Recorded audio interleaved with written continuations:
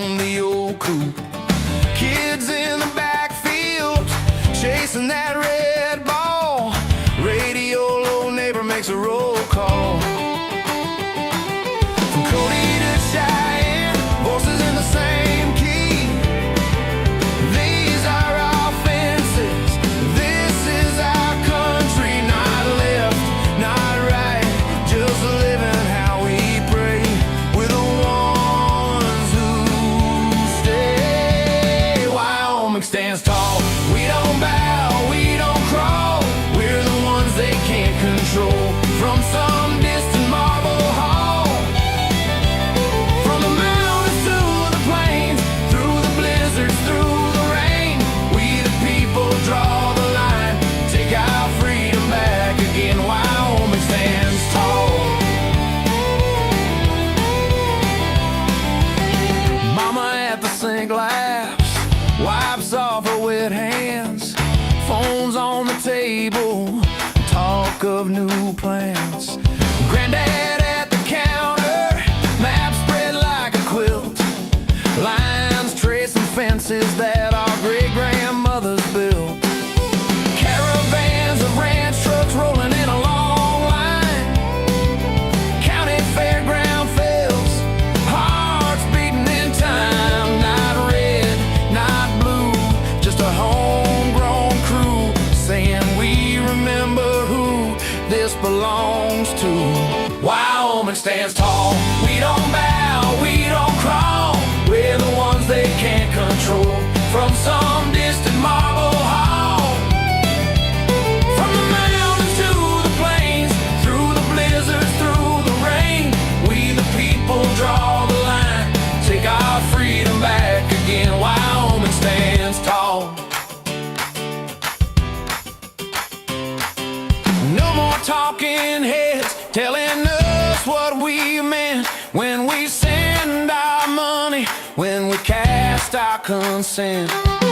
We are more than numbers on a screen back east, with the hands in the harvest, the faith and the feast. Hey, hey, family side by side. Hey, hey, we decide. Hey, hey, listen, DC, you work for us, you work for me. Wyoming stands tall. Wyoming stands tall. Wyoming stands tall.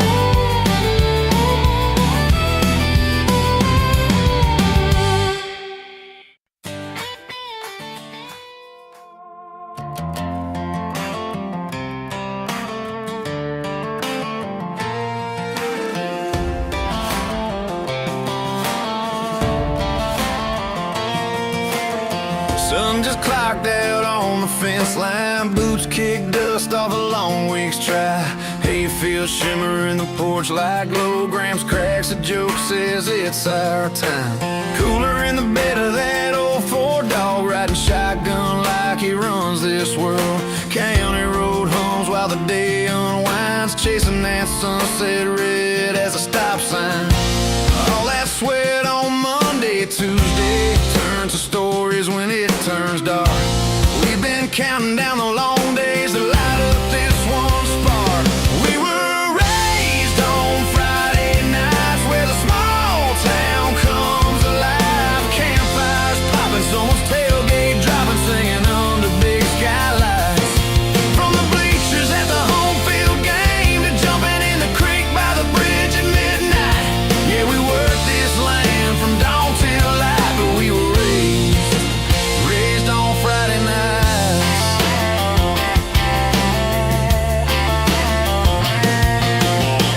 Parking lot packed at the high school, half the town leaning on the chain link fence. Marching band echoes through the cool air. First kiss hiding in the old school bench.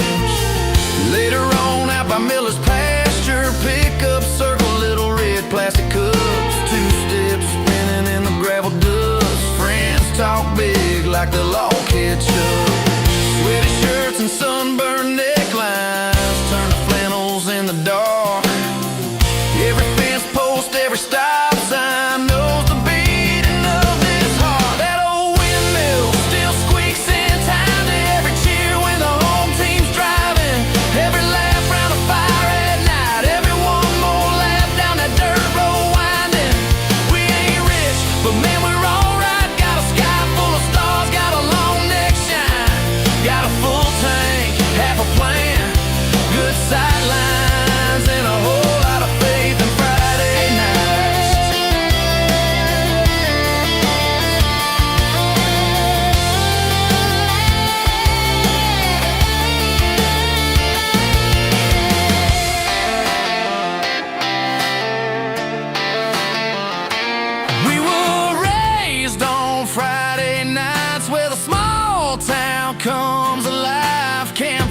popping, someone's tailgate dropping, singing under big skylights. We were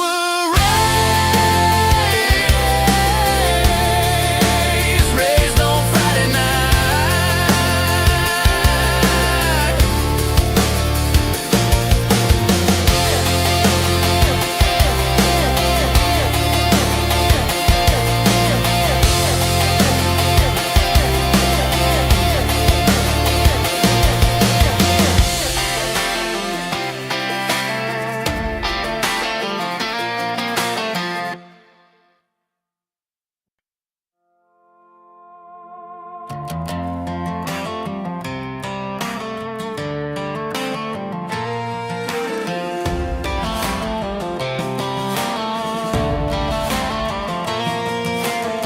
Sun just clocked out on the fence line. Boots kick dust off a long week's try. Hayfield shimmer in the porch like low. Grams cracks a joke, says it's our time. Cooler in the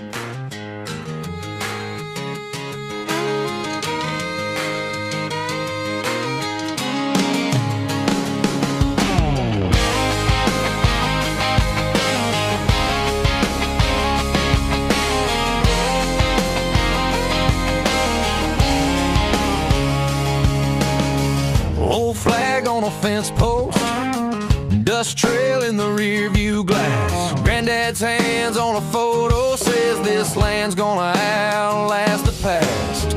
From Cody down to Cheyenne, we raise kids on work and prayer. They keep talking in that marble town, but our hearts ain't moving there. Wyoming won't back down.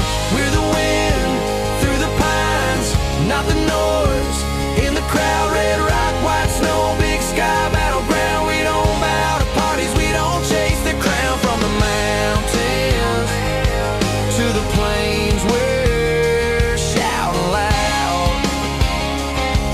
Wyoming won't back down. Won't back down.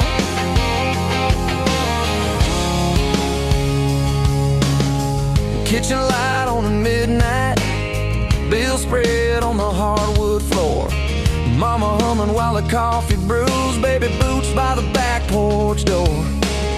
Ranch gates, rail towns, back roads, different names, same worn boots. We're tired of pins behind polished desks, pulling on our roots. We are families, not factions. We are neighbors, not lines on a chart. You can write your rules in 1,000-page chapters, but you won't rewrite our hearts.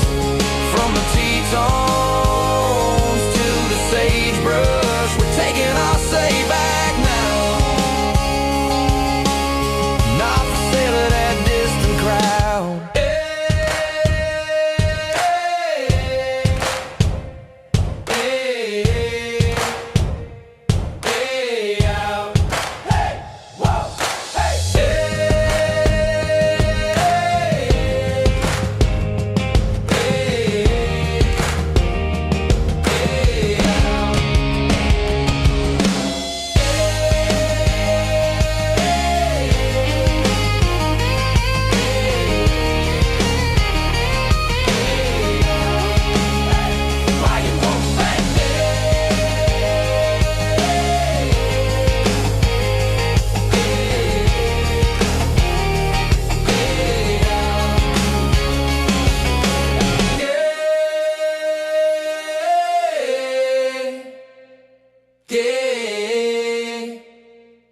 Get out.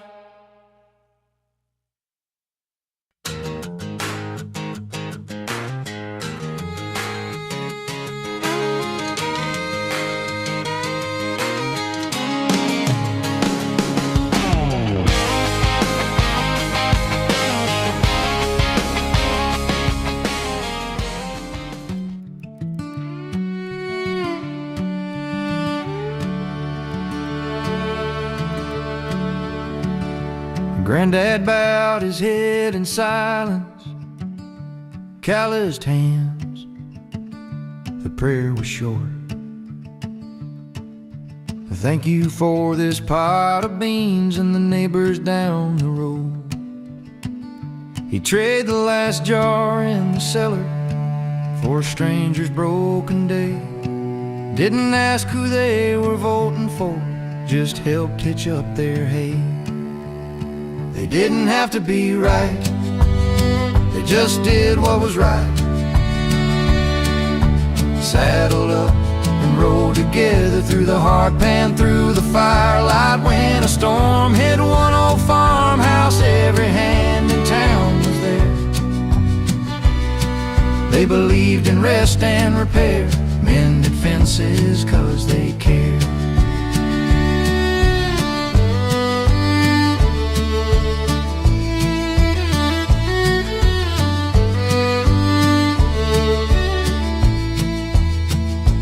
Grandma said 2 extra places at some point. We're all in need. Shared the gossip with a chuckle, but she'd show up when you'd bleed. When a barn burned down at midnight, you could see the land glow. Men and women side by side in their Sunday work clothes. They didn't have to be right, they just did what was right. Saddled up and rode together through the hard pan, through the firelight. When a storm hit one old farmhouse, every hand in town was there. They believed in rest and repair, mended fences 'cause they cared. Now we're screaming from our corners on a glowing little screen, throwing stones at second cousins over things we've never seen. But I remember muddy boots stacked beside that Bible chair. The grit, the cold, the quiet nod. Come on in, we'll meet you there. They didn't have to be right, they just did what was right. Saddled up and rode together through the hard pan, through the firelight. When a storm hit one old farmhouse, every hand in town was there.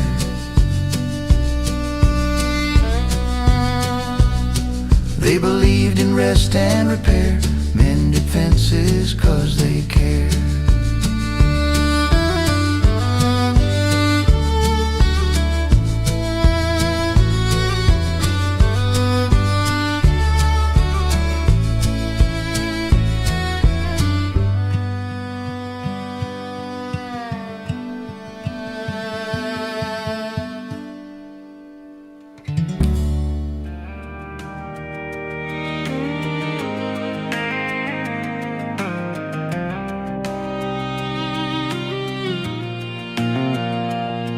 That welcome sign on I-25, paint ship still standing proud. Ranch hands lean on rusty gates, reading weather in the clouds. Antelope on the edges, coal dust on our jeans. Oryx blanket on the rim like a string of prairie dreams. Wyoming wind, you shove those semis sideways on the line, make a 20-foot wall of white in a single night. Drag those tumbleweeds till they're stacked up tight on the old barbed wire. Carry smoke from a branding fire. You steal my hat, you sting my skin, but I was raised by that Wyoming wind. Red dirt stuck in busted boots, pickup rattling down 14. Feedlot steam in the dim sunrise, snow geese cutting clean. L tracks in the timber, sagebrush oceans roll. We pull our hoods tight at the pump, the gust cuts through the soul. You push our trash clear to Nebraska, strip a billboard to the nails, slam a screen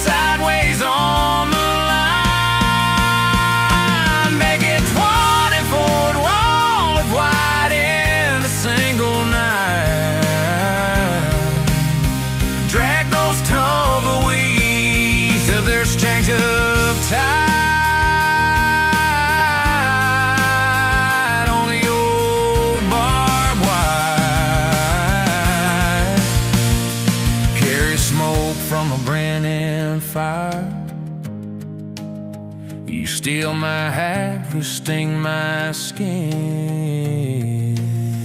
But I was raised by that Wyoming wind.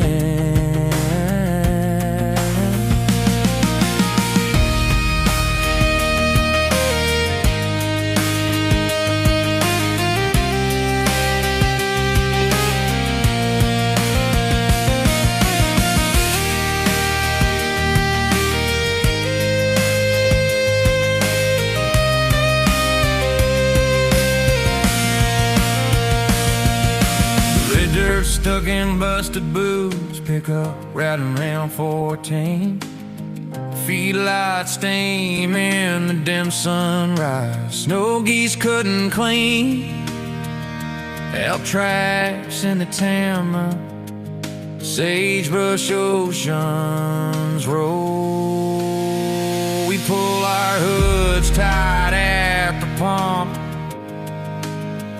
The gust cuts through the song.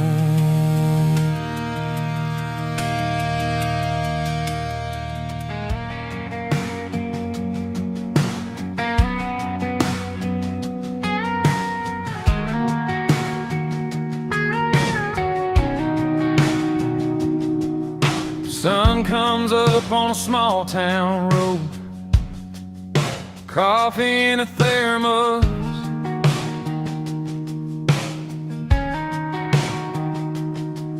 steel-toe boots.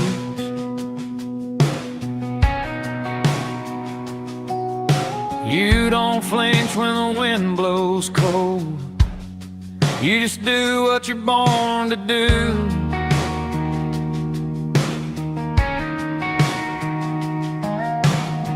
Calloused hands on a busted gate. Fix what's broke till it holds its weight. You don't cut corners, don't fake the shine. You see it through every single time. That's the code of the West. Stand tall, give your very best. Your word is the mark on your chest. You ride for your people, you don't forget. Some things you just can't buy, like a clean heart and a clear sky. Know where to draw that line. That's the code of the West. That's the way I ride.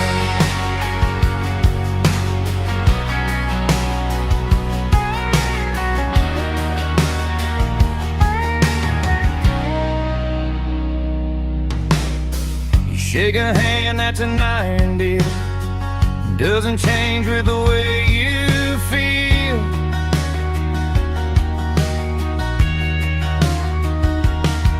If you say you'll show, you'll be on time. Rain on the roof or a blue sky shine.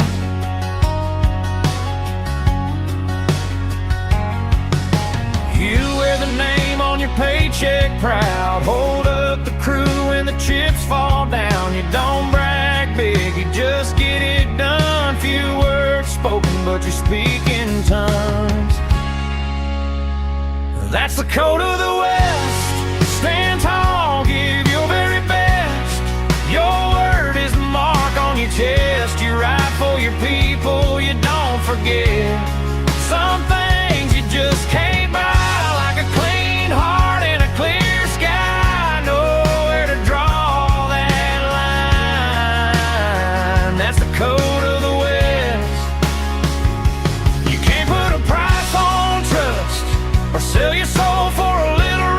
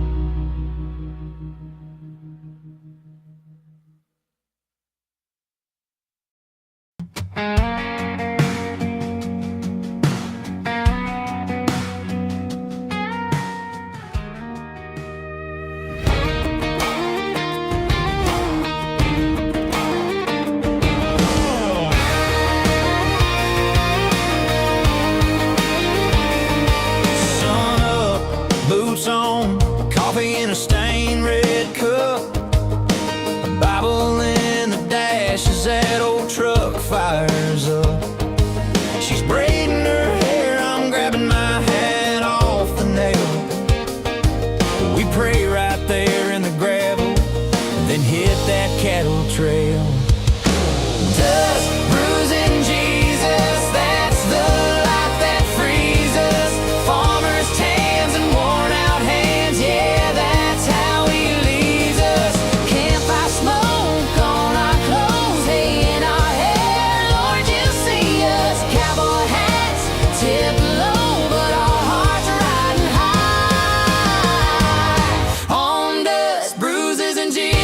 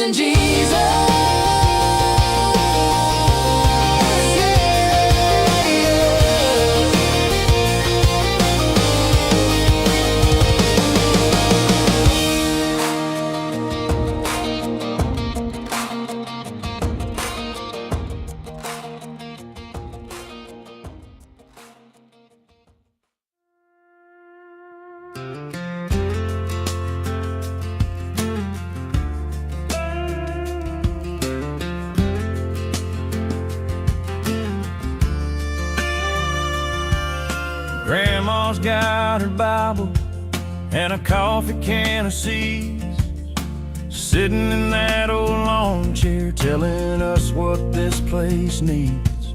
Not another angry promise from a face on a TV screen, just neighbors in a circle talking about what freedom means. 'Cause round this campfire we all get a say.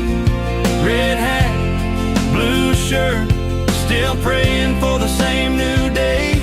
We pass that old guitar and the jar of sweet iced tea. You and me, we might disagree, but we're still one family. That's a campfire kind of freedom, that's the way it ought to be. Says listen more than talking, shake a hand that's worn and rough. You don't have to share opinions to share a plate and share your stuff. Boots in the pine straw, ashes floating to the stars. We argue, then we're laughing while the crickets play their part. Out here the land remembers every promise that we made. Cornfields, cotton rivers, they don't choose a side to take. So pull your chair in closer, let that old hurt melt and bend. We can fight like Ken at supper time, then bow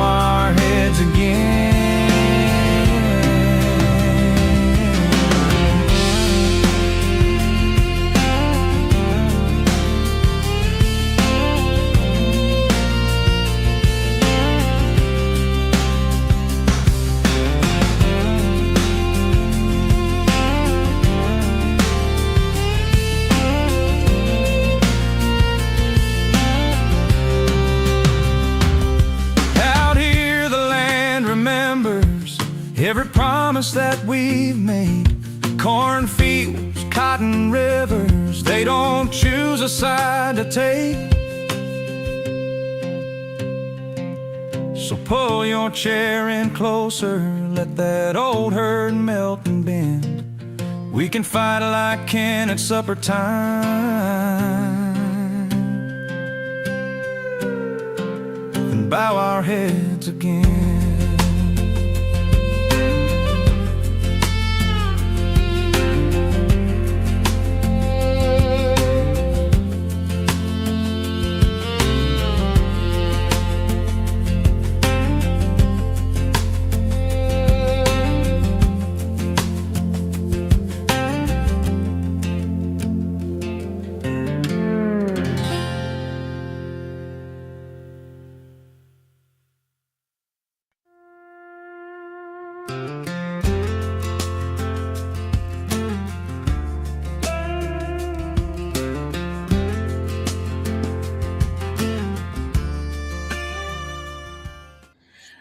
Good evening, Wyoming. Hope you guys are doing great. Obviously, thank you for joining the Wyoming Watch Party, the State of the Union address. We will be live streaming the address here, and you guys can feel free to have conversation in the comments on social media.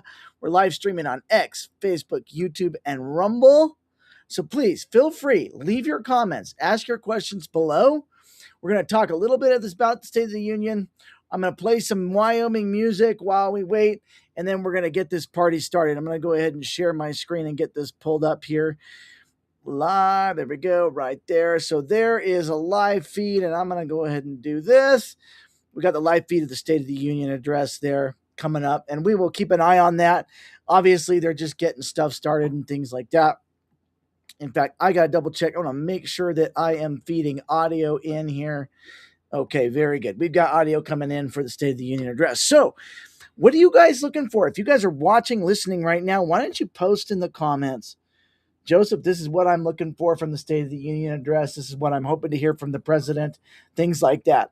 Most of you know that if you've followed me on my channels, you know that I'm objective about the president. You know that I have no issue saying, hey, I like this about what the president is doing, and I don't like that about what the president is doing. You guys know that I don't toe the line. You guys know that I am more interested in seeking the truth and facts as it pertains to President Trump, as it pertains to governing, things like that. The address will probably hopefully start in about 25 minutes. We'll go ahead and tune in. I'm not going to turn that audio on for now.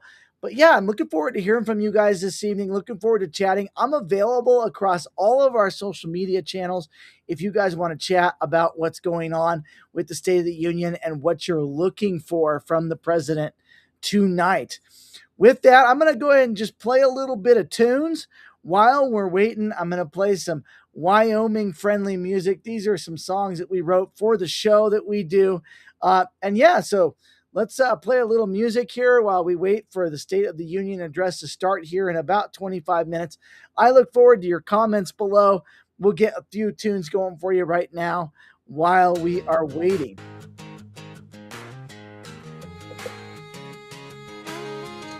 Hope you guys are having a good evening and you're getting ready to watch State of the Union address. Let's play a little tunes, get ready. I'm going to go ahead and put the comments. You guys know I've been objective about President Trump, about what's going on in his administration.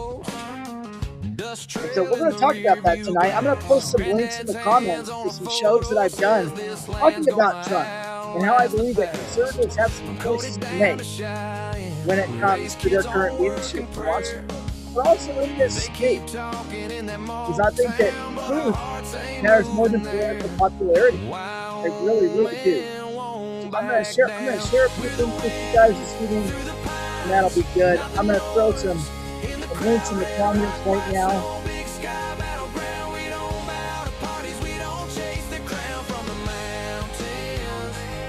Throw a couple of YouTube links right now. And I'm being objective about the Trump administration and the data and the information coming out. You know, the truth is more important than political talking points or winning political arguments.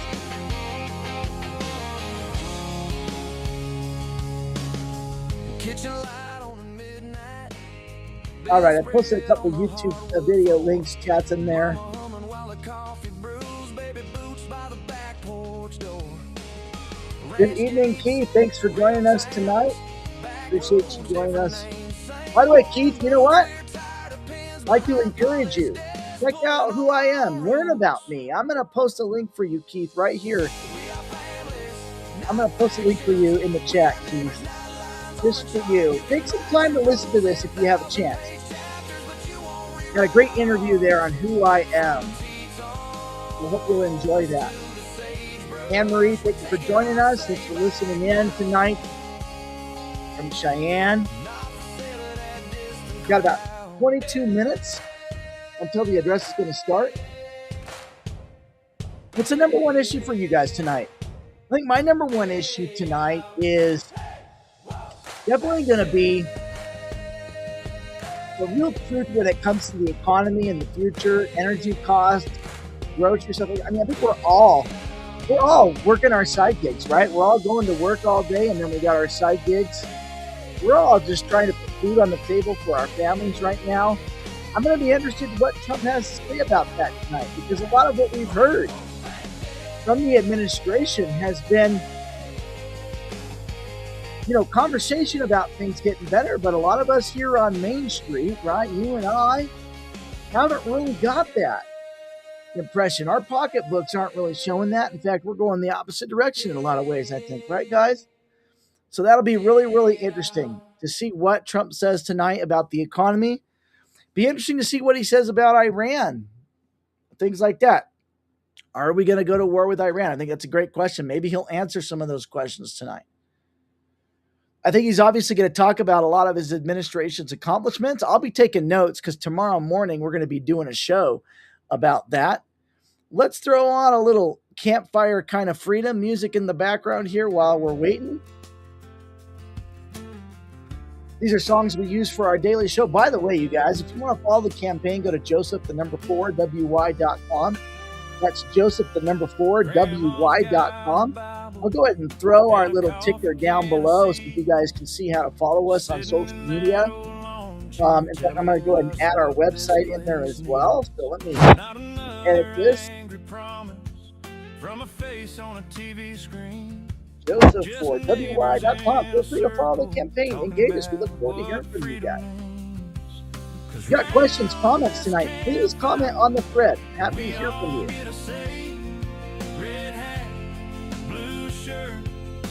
Keith, obviously, you're welcome to your opinion. Come to follow me. Engage. You never know. Maybe I'll grow on you, Keith.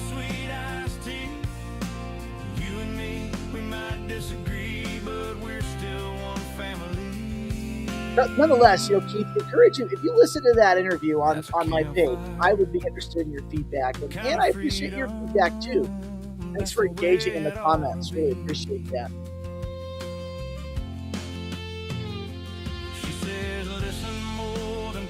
A lot of times, we're so focused on the national stage that we miss what's going on in Wyoming. But tonight's address is important. Most of the time I spend my live show, which is at 7:30 every weekday morning. If you watch my live show, I talk mostly about what's going on in Wyoming, where I stand, how I would lead. In fact, on Thursday, I'm doing a live show at 7:30. We'll be talking about my leadership style, who I am, how I would lead, what my management style is. Just so you guys know, I've been managing and leading things since I was 14 years old. 32 years I've been in some sort of leadership position.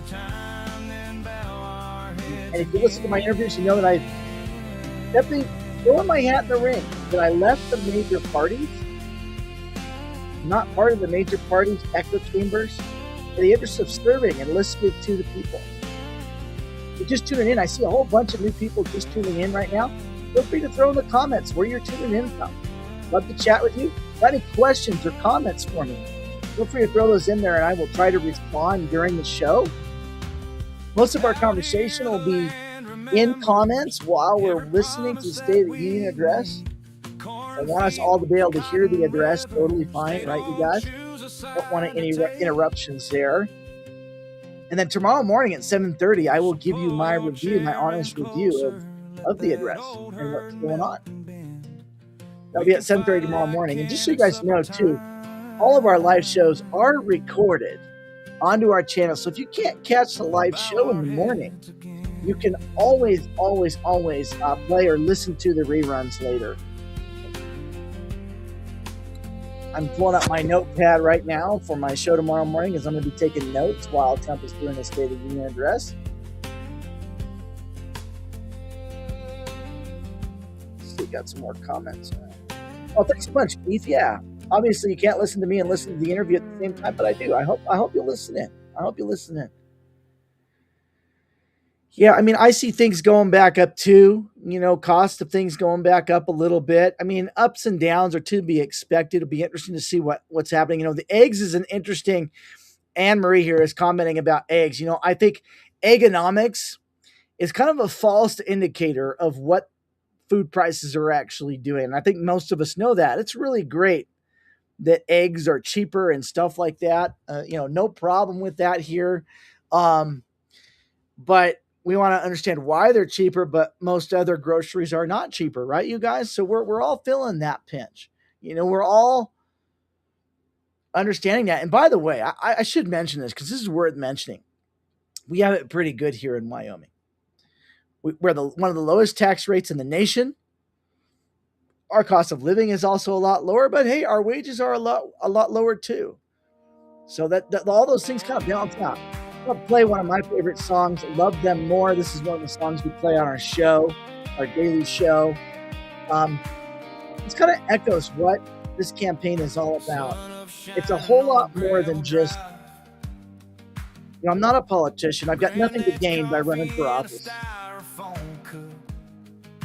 But I want you to listen to the words of this song. This world will tell you keep what's yours, but that ain't how we were brought up. We bow our heads at the table. More than just political talking points, you guys. I'm after a whole lot more than that when it comes to my campaign. That's why I left the major party system. Love your neighbor, mow his yard when he's hurting. Love your brother when he's slamming your door. Love the stranger when your pride says ignore him. Love the bitter heart twice what you did before. You can love your friends on Sunday morning, but Jesus taught a different kind of war. If you really want to shake this world, I'm echoing your question right now, Anne-Marie, as well. What do I think about the 75th Democrats and them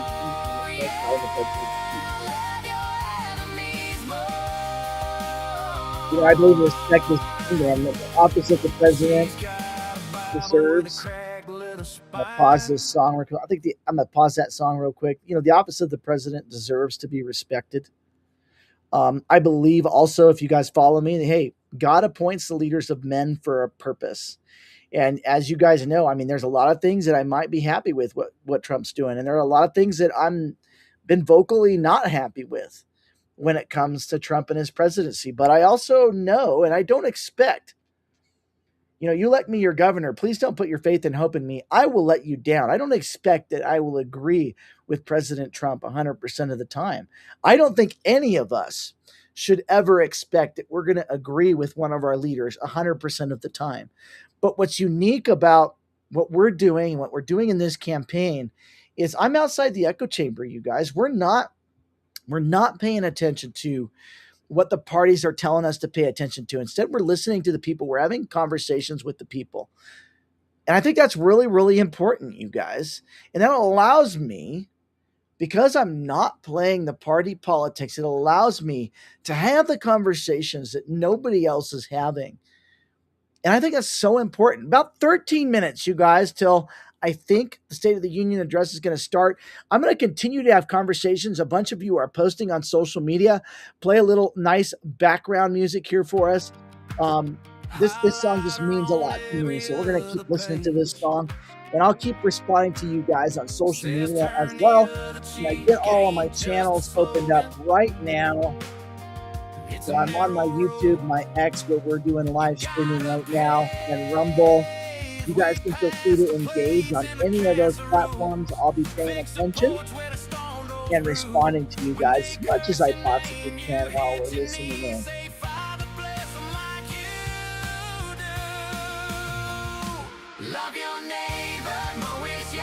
Again, if you want to join me every morning at 7:30 a.m., I do a live show, and you guys can engage me just like you are tonight.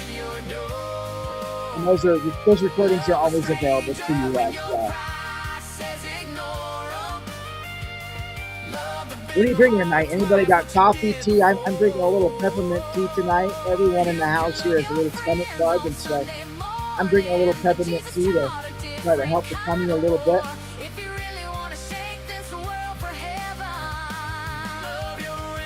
State of Union address, we're starting here. Looks like probably about 12 minutes, 12, 15 minutes. Sometimes these things do not start on time, but we'll keep watching. We are going to live stream the address, you guys, so you guys don't have to leave here.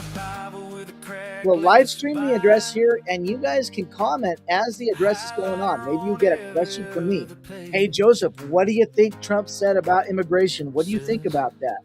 And I'll be happy to answer those questions right here as we're watching the stream and as we're enjoying the address together in our Wyoming watch party. We got a bunch of people look like hopping in and out of the stream, so I have a feeling everyone will be hopping on here in about 10 minutes when the address starts. Anne-Marie, I see your comment there. Yeah, I mean, I think, one of the real things that we've got going on, Anne-Marie, too, is the question of honesty and truth and integrity in the position as well. To whom much is given, much is required. And leaders, we should all hold ourselves to a high standard, but leaders have a higher standard that the people ought to hold them to. They really, really should. And if I'm being honest, I am concerned about things like the Epstein files and the sort of showboating of the lack of truth and the blocking of truth from those things. We've only seen about half the files, and the DOJ has pulled down, as my understanding, they've pulled down hundreds of thousands of files from the public view now. I want integrity and truth out of my leaders. And that doesn't exempt me. That doesn't mean I'm going to be a perfect leader. But I think, the truth is more important than the political talking points. That we often put the political talking points in front of what is actually true, what is actually factual. And I think that is something that if I were to say anything to our president, it's like, please don't exaggerate. Don't twist the truth. Tell the American people the truth about everything. I think that's so important. I think that's an important character of leadership, is making sure that we're honest and we're integrity and the facts support the things that we're saying. I think it's so important. I feel like, I don't know about you guys, but I feel like we're always distracted by the next big headline, right? Like it's the next headline that is distracting us from what's really going on in the world, whether that's Iran or immigration or elections. We're looking in Washington right now, and we elected Washington to do a couple of things. And yes, they've done some of those things, but one of the biggest things that we sent all of our elected officials to Washington to do was to gut bureaucracy, was to doge the thing, right? Was to cut the waste. And we see we're not, I don't know if you guys looked at all the bills they passed recently, but they continued to fund all the things that we said we wanted them to defund, and I think for me personally, in ways that's disappointing, but I don't put my faith and hope and trust in men. And so I guess in some ways we just have to surrender that part of it to God. We just have to go, you know what, this is out of our control. What we could do is pray. What we could do is support. let's get a little bit more background music going here. How about a little Wyoming stands tall in the background here? This would be fun. The address here should be starting in about 8 minutes. If you're watching right now, maybe comment. What's your number one concern? What's your number one concern? Right now. Wind on the porch flag, sun on the barn roof, boots by the doorway, dust on the old coupe, kids in the backfield chasing that red. We've got a couple people on X tuning in, a couple people on YouTube, some folks on Facebook. It's really great to have you all here today. I appreciate the engagement. For those of you that engage and post and ask questions, we need to do more of that. And I just really, really appreciate you guys doing that. Okay, looks like the address looks like people are getting set here. I'm going to go ahead and set this up real quick, and we're going to go ahead and tune in to State of the Union for the night. Also noteworthy tonight will be the attendance roster. Let's talk a little bit more about who will and who will not be in attendance today. Traditionally, members of the Supreme Court, they sit in the chamber as guests of Congress. It's a solemn reminder of our constitutional separation of powers. This year, their presence will be especially symbolic amid recent tensions between the court and the White House over Trump's tariff ruling. That came through late last thumbs week. up or a comment if Trump you guys did little can to hear hide that. his rage last Okay? week when the court struck down his policy.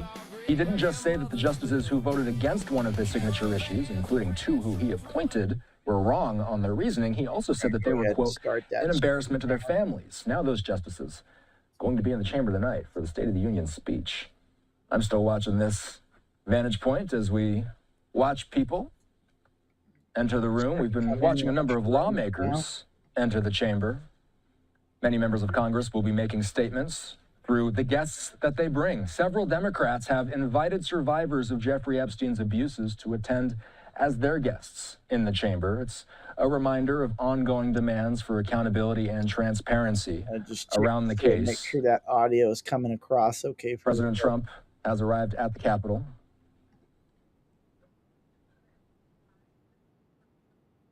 We saw the president depart the White House moments ago.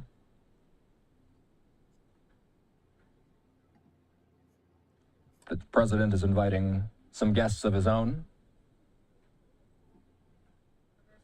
including Erica Kirk, the widow of Charlie Kirk, as well as those members of the U.S. men's Olympic hockey team, champions fresh off a gold medal performance against Canada. See if that audio is coming through or not. So really, one of the next things we're going to be doing here is we're going to be looking for the Sergeant at Arms to announce that the president will be entering the chamber.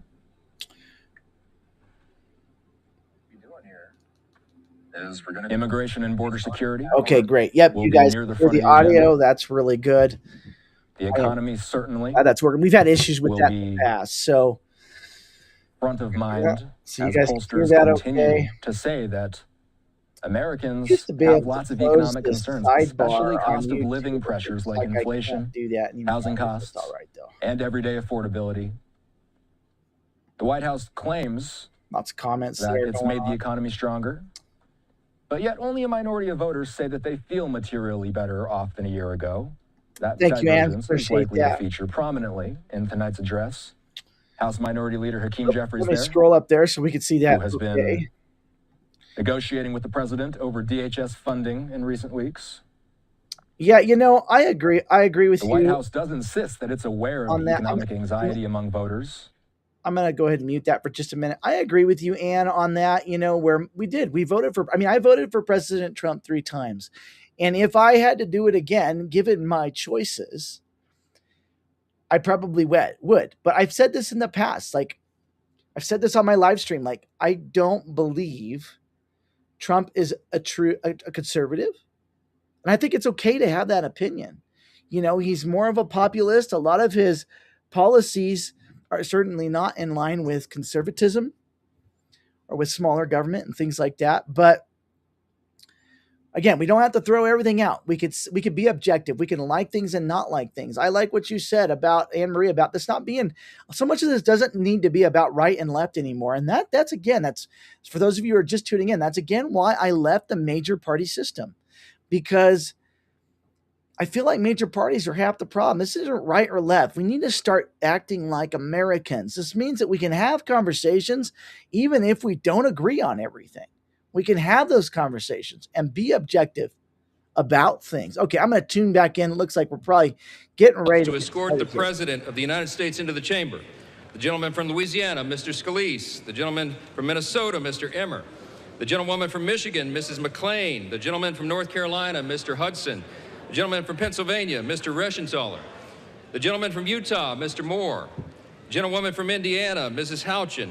The gentleman from Oklahoma, Mr. Hearn. The gentleman from New York, Mr. Jeffries. The gentleman from California, Mr. Aguilar. The gentleman from California, Mr. Liu. The gentlewoman from Washington, Mrs. Delbene. The gentlewoman from Michigan, Mrs. Dingle. The President of the Senate, at the direction of that body, appoints the following senators as members of the Committee on the part of the Senate to escort the President of the United States into the House chamber. So we can watch together. The Senator from South Dakota, Mr. Thune. Thanks for the Senator me from tonight. Wyoming, Mr. Barrasso. So many of you are the Senator from Arkansas, Mr. Cotton. The Senator from West Virginia, Mrs. Capito. The Senator from Oklahoma, Mr. Langford. The Senator from South Carolina, Mr. Scott. The Senator from New York, Mr. Schumer. The Senator from Illinois, Mr. Durbin. And the Senator from Minnesota, Ms. Klobuchar. The members of the escort committee will exit the chamber through the lobby doors.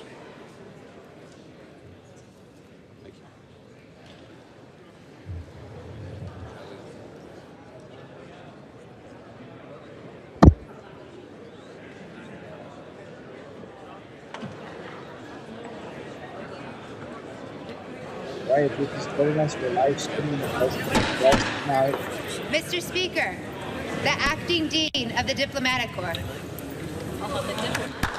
We're going to have announcements here first.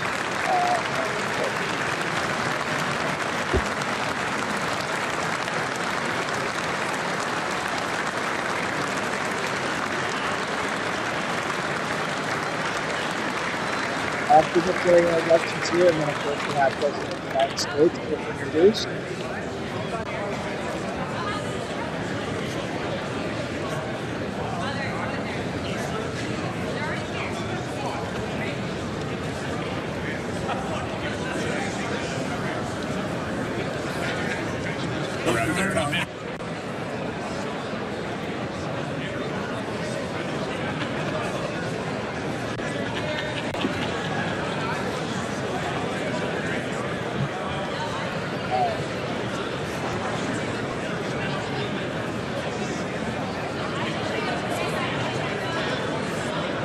A whole bunch of people not coming to the address tonight, as you guys know.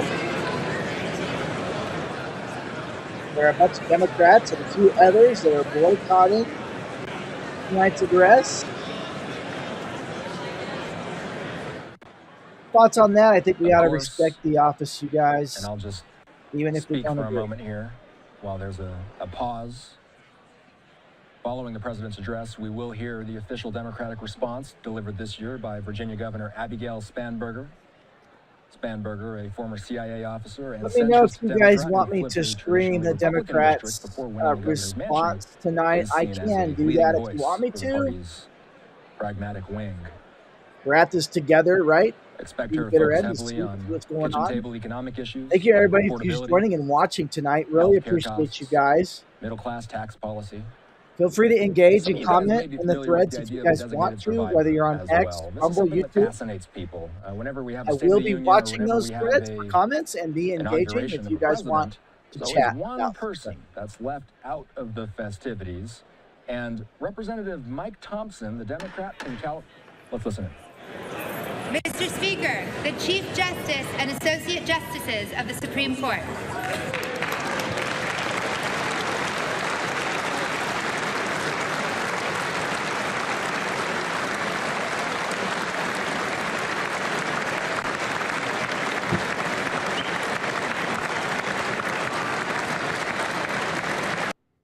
For those of you just tuning in, we are going to live stream President Trump's address. The Supreme Court and other dignitaries are just being escorted into the chambers. And of course, I welcome you. Please feel free to comment below in the stream. I'll be paying attention. I'm going to be commenting too. Let's have a conversation about what the president has to say.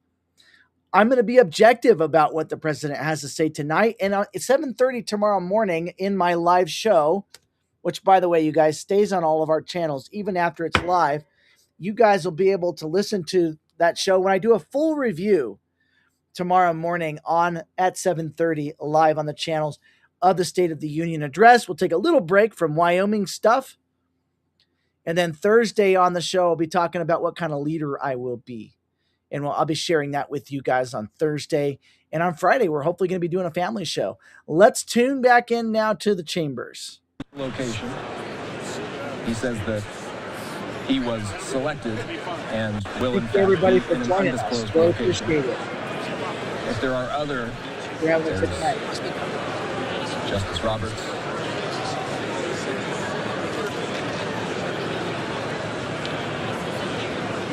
Kavanaugh.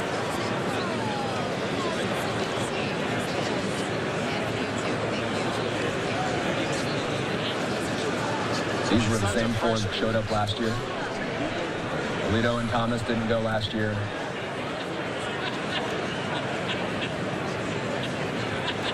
So for those of you wondering who the designated survivor is, we do know at least one of them is Representative Mike Thompson tonight. I'm listening in for any and all cues that will see more high-profile entries. We are waiting for the big one, which will be the Sergeant at Arms, who will introduce the president. The cabinet, some other folks coming in here pretty soon if they aren't already in. And then, of course, we'll see the president here probably pretty soon. Usually starts a few minutes after the hour as they get everybody So the top in. issues that we're going to be focusing on tonight, certainly the economy, foreign affairs, like the Russia-Ukraine war. That's the Fox The U.S. military buildup. Right now. There's the second lady, Lucia Vance. Her and the vice president announcing that they will be expanding their family.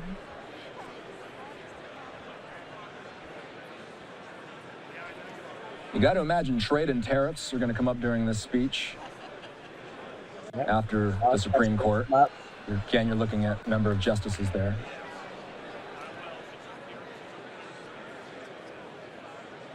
The president's family. I'm really interested to hear what he does say tonight about the economy. Ivanka and Barron. Probably about tariffs. In attendance, we saw that President Trump and Melania. It was reported that they arrived to Capitol Hill moments ago. We have not seen them enter the chamber yet. In our world. As we speak, First Lady has arrived.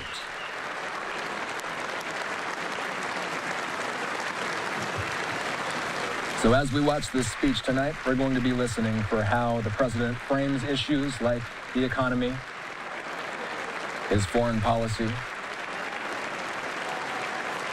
funding of DHS. President Trump in recent weeks has been hitting the campaign trail, you could say. Traveling to two battleground states, North Carolina and Georgia. The all-important midterms coming up in November. Mr. Speaker, the President's cabinet. They just announced the President's cabinet. Secretary of State, Marco Rubio. Secretary Pete Hegseth. While the cabinet's coming in, I think one of the things that I've always appreciated that Trump does do in a lot of speeches like this is he does shout out the room. And what do I mean by that? He does talk about a lot of people in the room and pointing out their accomplishments and the things that they've done for America or the things that they've done for the administration.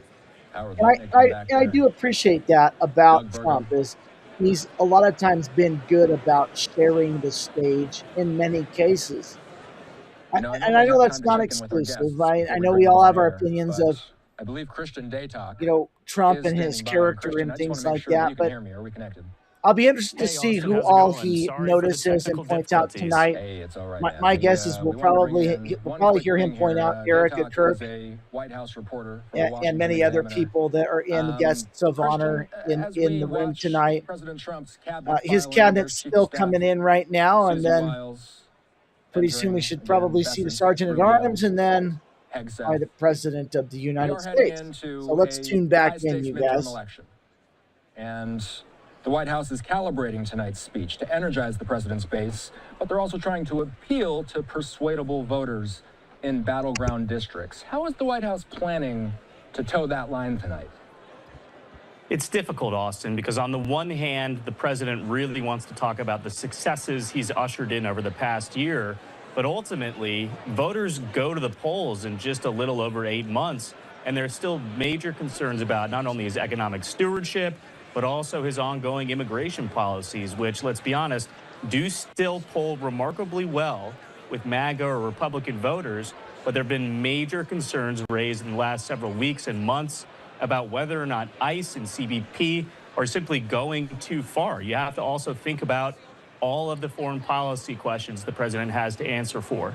Not only the ongoing war in Ukraine, the process for rebuilding Gaza, but how his tariffs, and specifically the Supreme Court's decision to rule against those IEEPA fees, will factor into diplomacy on the global stage. It's going to be difficult because, again, Donald Trump wants to take a victory lap. He's notched 1 year back into his 4-year second term. But again, Republican officials are pressing the White House. Let me answer you that need question. to do more to sell your We'll agenda. go ahead and turn that down for a minute and answer your question about the filibuster.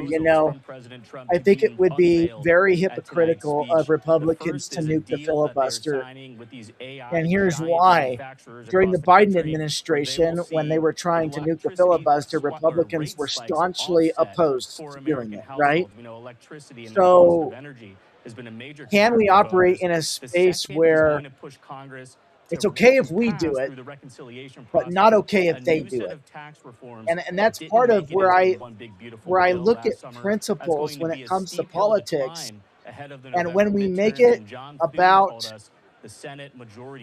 well, when we do it, it's right, but when they do it, it's wrong. I think we have to be really careful about setting those precedences.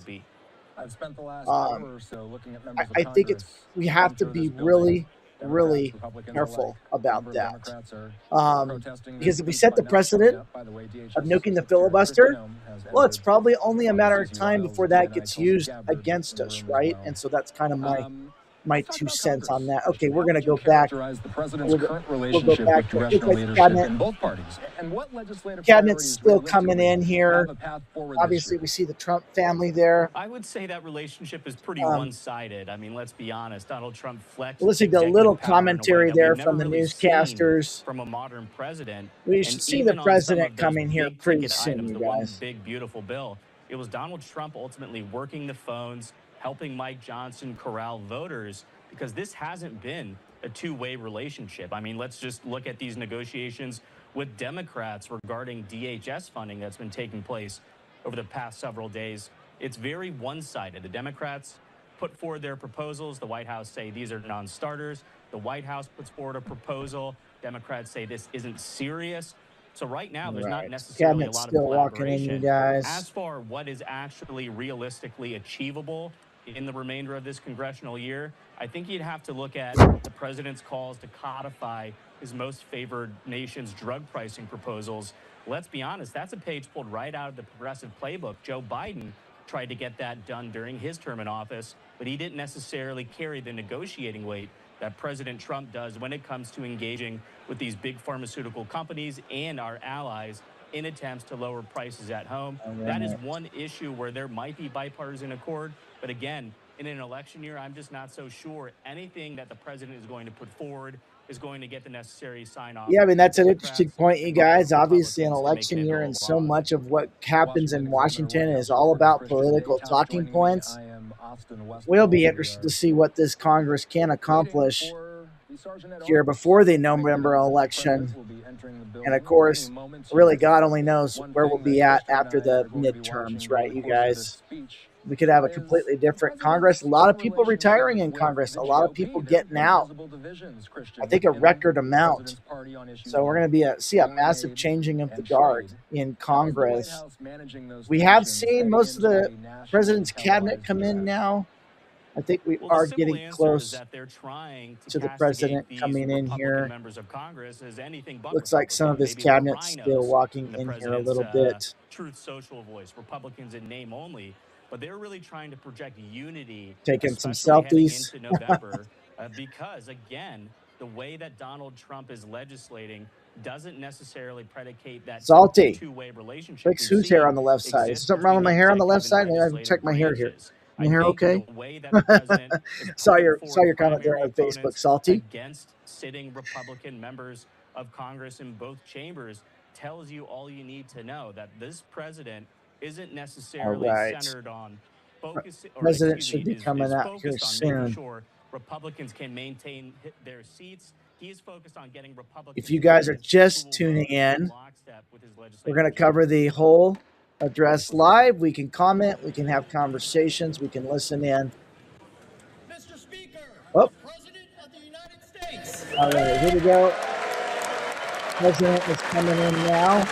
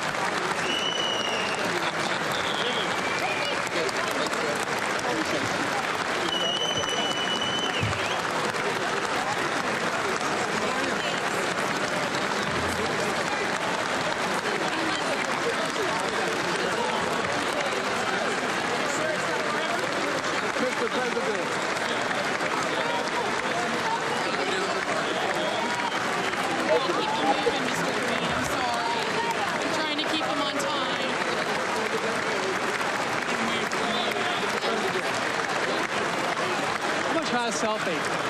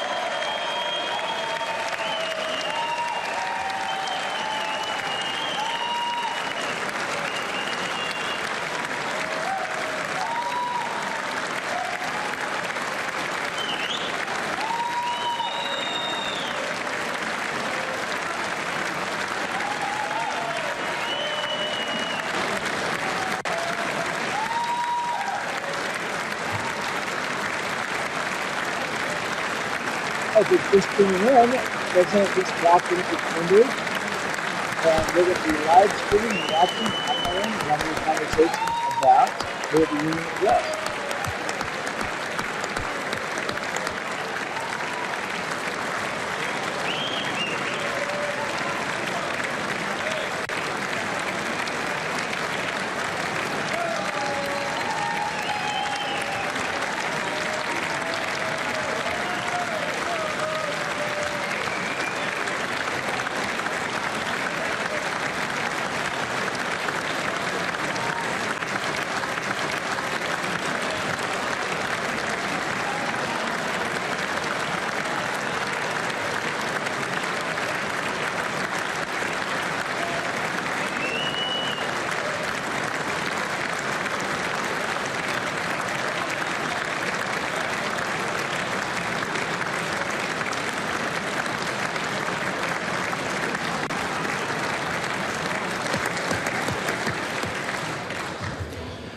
Members of Congress, I have the high privilege and distinct honor of presenting to you the President of the United States.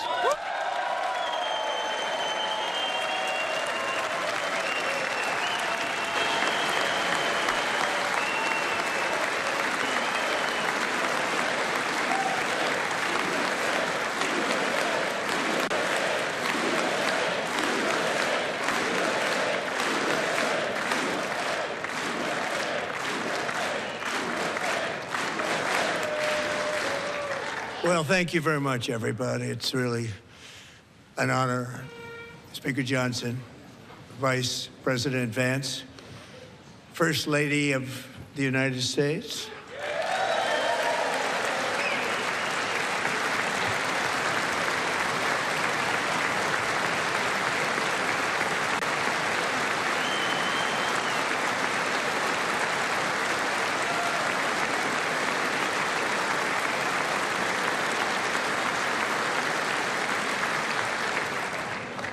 Second Lady of the United States.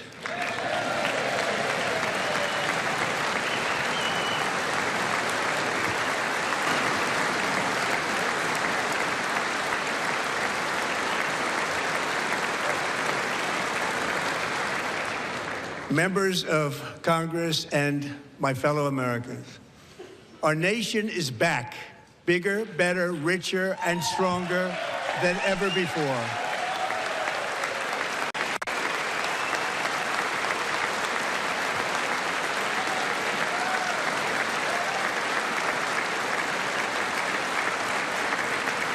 Less than 5 months from now, our country will celebrate an epic milestone in American history, the 250th anniversary of our glorious American independence. This July 4th, we will mark 2.5 centuries of liberty and triumph, progress and freedom in the most incredible and exceptional nation ever to exist on the face of the earth. And you've seen nothing yet. We're going to do better and better and better. This is the golden age of America.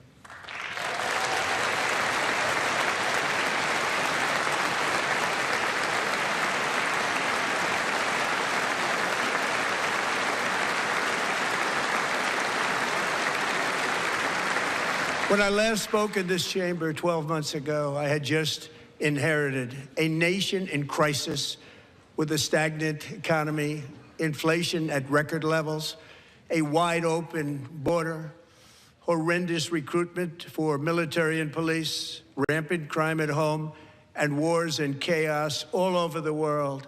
But tonight, after just 1 year, I can say with dignity and pride that we have achieved a transformation like no one has ever seen before, and a turnaround for the ages. It is indeed a turnaround for the ages.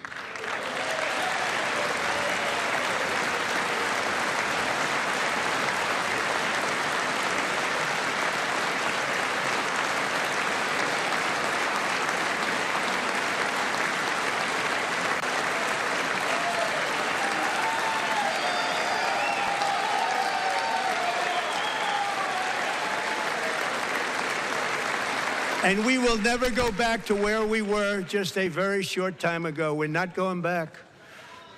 Today, our border is secure.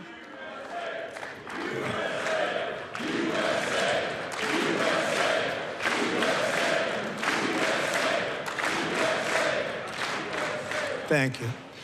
Today, our border is secure. Our spirit is restored. Inflation is plummeting. Incomes are rising fast. The roaring economy is roaring like never before. And our enemies are scared. Our military and police are stacked. And America is respected again, perhaps like never before.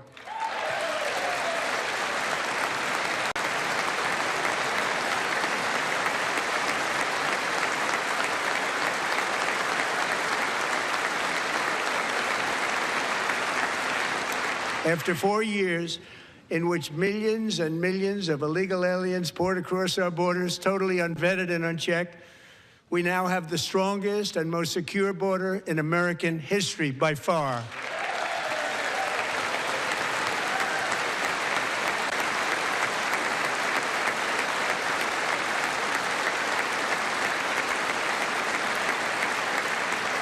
In the past 9 months, 0 illegal aliens have been admitted to the United States.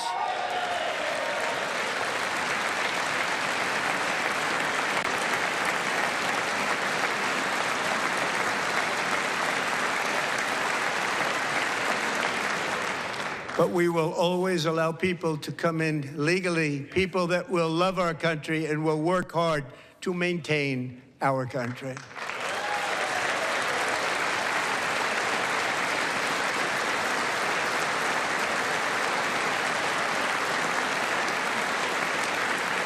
The flow of deadly fentanyl across our border is down by a record 56% in 1 year.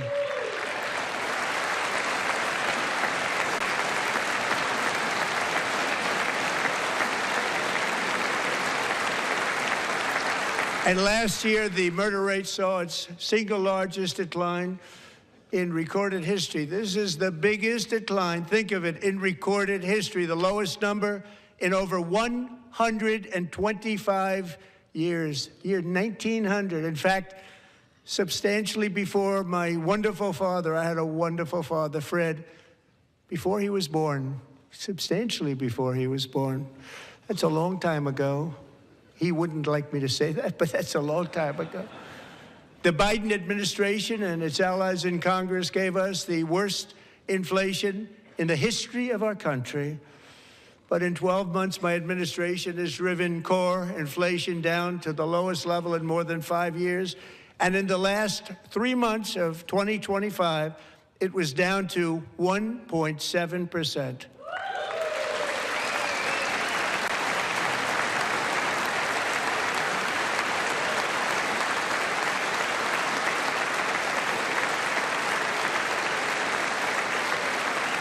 Gasoline, which reached a peak of over $6 a gallon in some states under my predecessor, it was quite honestly a disaster, is now below $2.30 a gallon in most states, and in some places, $1.99 a gallon. And when I visited the great state of Iowa just a few weeks ago, I even saw $1.85 a gallon for gasoline.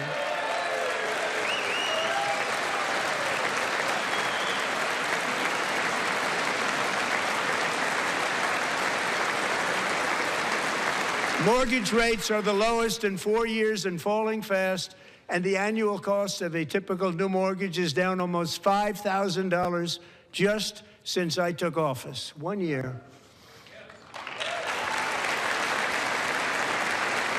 And low interest rates will solve the Biden-created housing problem while at the same time protecting the values of those people who already own a house that really feel rich for the first time in their lives. We want to protect those values. We want to keep those values up. We're going to do both. And we are going to keep it that way. The stock market has set 53 all-time record highs since the election. Think of that, 1 year. Boosting pensions, 401ks, and retirement accounts for the millions and millions of Americans. They're all gaining. Everybody's up, way up. In 4 long years, the last administration got less than $1 trillion in new investment in the United States. And when I say less, substantially less. In 12 months, I secured commitments for more than $18 trillion pouring in from all over the globe.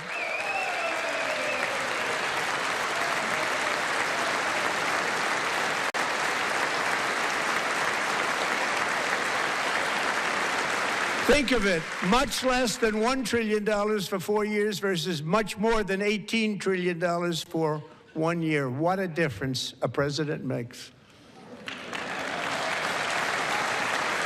A short time ago, we were a dead country. Now we are the hottest country anywhere in the world, the hottest.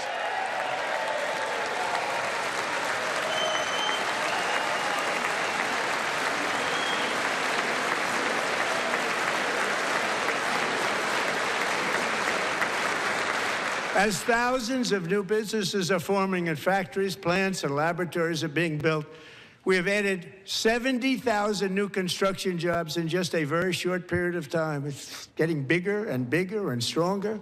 Nobody can believe what they're watching. American oil production is up by more than 600,000 barrels a day, and we just received from our new friend and more than 80 million barrels of oil.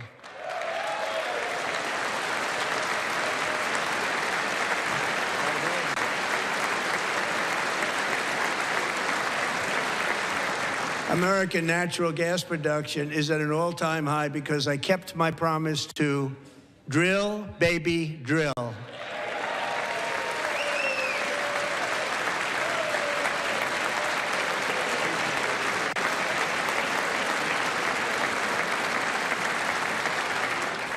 More Americans are working today than at any time in the history of our country. Think about that. Any time in the history of our country, more working today, and 100% of all jobs created under my administration have been in the private sector.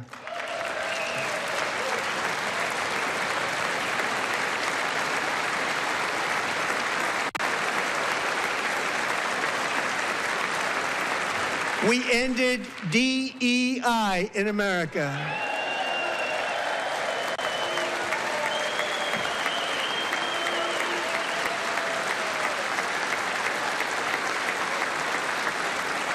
We cut a record number of job-killing regulations, and in 1 year, we have lifted 2.4 million Americans, a record, off of food stamps.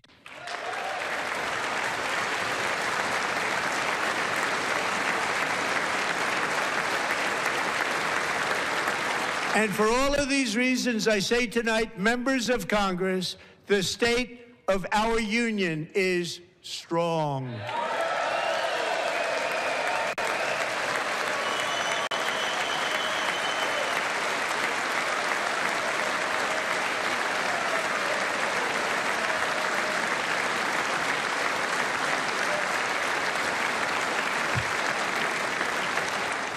Our country is winning again. In fact, we're winning so much that we really don't know what to do about it. People are asking me, please, please, please, Mr. President, we're winning too much. We can't take it anymore. We're not used to winning in our country. Until you came along, we're just always losing, but now we're winning too much. And I say, no, no, no, you're going to win again. You're going to win big. You're going to win bigger than ever. And to prove that point, here with us tonight is a group of winners who just made the entire nation proud. The men's gold medal Olympic hockey team. Come on in.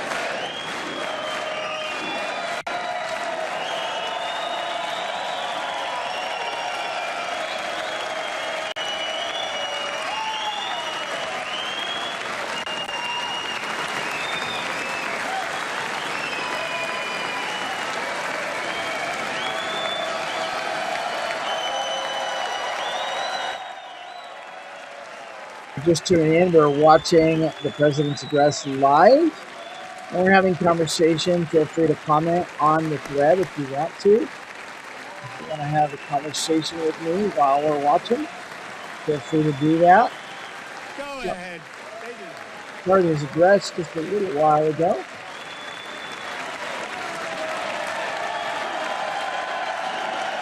And he welcomed the men's gold medal Olympic winners of the team into the chamber.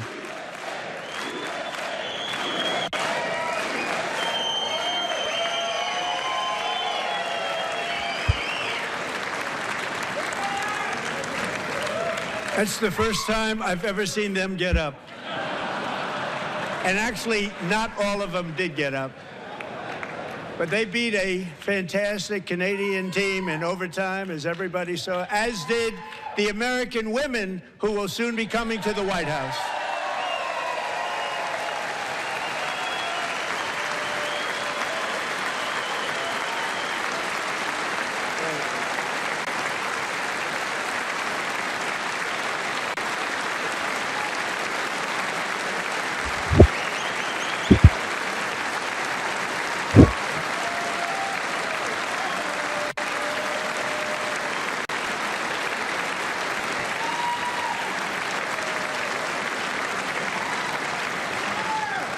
They were in the Oval Office before, and I just want to say a second very big congratulations to Team USA. But I have to say that, and I told them this, and we took a vote of the team. I said, anybody votes no, I'm not doing it. So they stood there, and they weren't about to say no, because I've never seen a goaltender play as well as goalie Connor Hellebuck.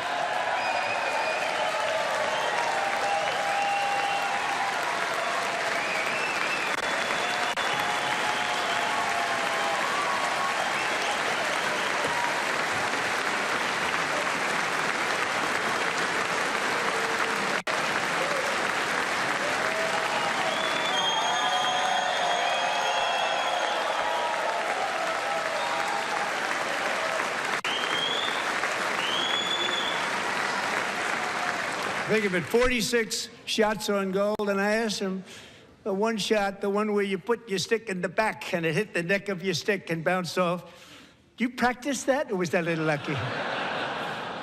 He refused to answer that question. But I just want to tell you that the members of this great hockey squad will be very happy to hear, based on their vote and my vote, and in this case, my vote was more important, that I will soon be presenting Connor with our highest civilian honor, which we will be given and which has been given to many athletes over the years. But when I say many, not too many, like 12, it's called the highest civilian honor in our country, the Presidential Medal of Freedom.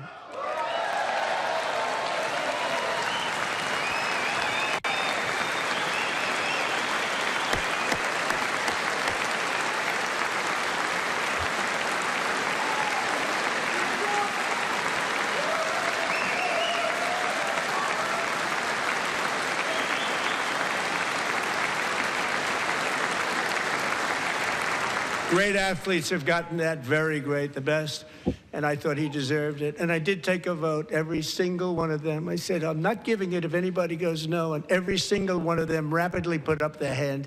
So I want to thank you. What a special job you did. What special champions you are. Thank you very much.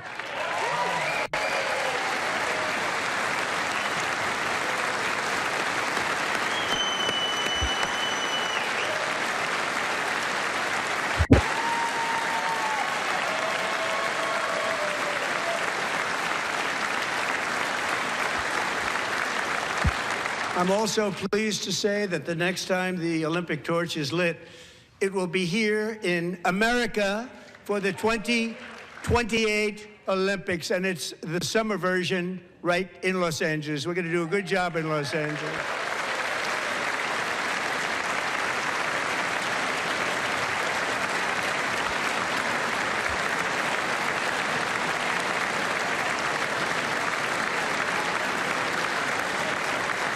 And Los Angeles is going to be safe, just like Washington, D.C. is now one of the safest cities in the country.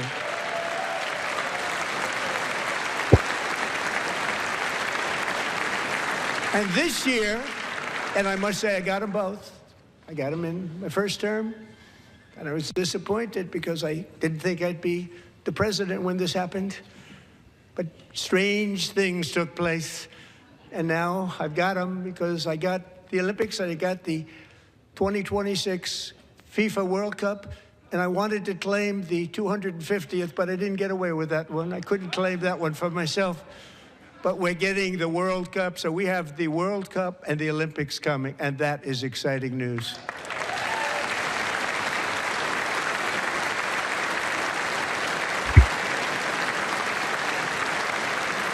So this will be a year to celebrate our country and the heroes who have kept it free. Men like Buddy Taggart. At age 17, Buddy volunteered to defend America in World War II, serving in the Pacific under the great General Douglas MacArthur. He fought bravely in the famous Battle of Manila, worked so hard. He was badly wounded and almost killed by enemy machine guns in Luzon. And 81 years ago this month, he liberated the largest internment camp in the Philippines, one of the largest anywhere in the world. But he earned many honors, including a Purple Heart and a Bronze Star, came home, started a family, and tonight he is in the gallery looking forward to July 4th, 2026, his 100th birthday.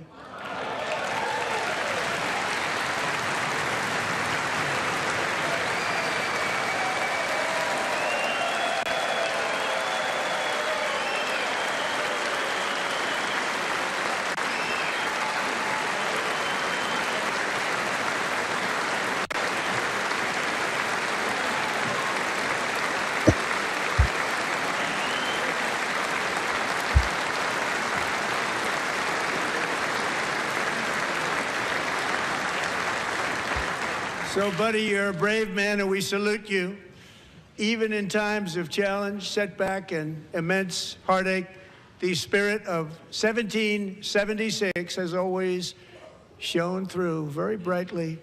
It was July 4th of last year when floodwaters tore through a girls' summer camp in Central Texas, one of the worst things I've ever seen. I was there, rising 26 feet in the matter of minutes, tragically claiming many, many lives. You all remember that one? As the waters threatened to sweep her away, 11-year-old Millie Kate McClelland closed her eyes and prayed to God. She thought she was going to die. Those prayers were answered when Coast Guard rescue swimmer Scott Ruskin descended from a helicopter above. Nobody knew where he came from. It was Scott's first ever rescue mission, a young guy, but very brave, very, very top, always top in his class. And he lifted not just Millie Kate, but 164 others to safety.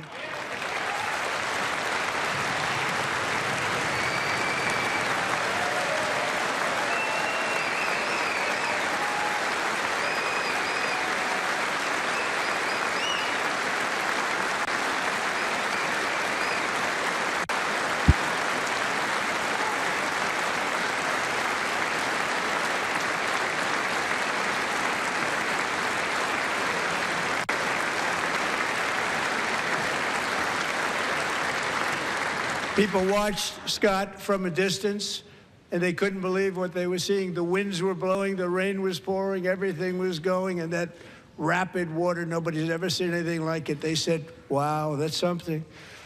Tonight, Scott and Millie Kate are here together, reunited for the very first time. Thank you, Scott, Millie Kate.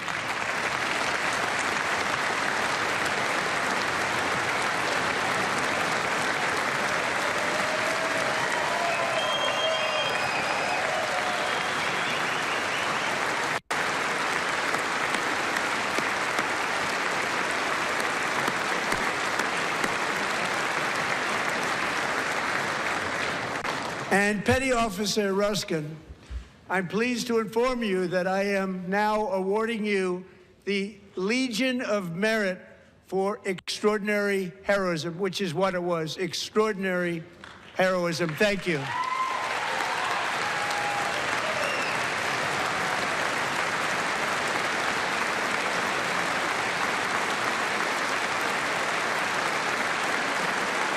And I'd like to have the military aide to please come down and take care of the service. Military aide, thank you very much. Take care of that very important service. Thank you very much. From 1776 to today, every generation of Americans has stepped forward to defend life, liberty, and the pursuit of happiness. And they're really doing it for the next generation. But now it's our turn. Together, we're building a nation where every child has the chance to reach higher and go further, where government answers to the people, not the powerful, and where the interests of hardworking American citizens are always our first and ultimate concern. That is the debt we owe to the heroes who came before us, and that is the promise we must keep to America for our 250th year. Last year, I urged this Congress to begin the mission by passing the largest tax cuts in American history, and our Republican majorities delivered so beautifully. Thank you, Republicans.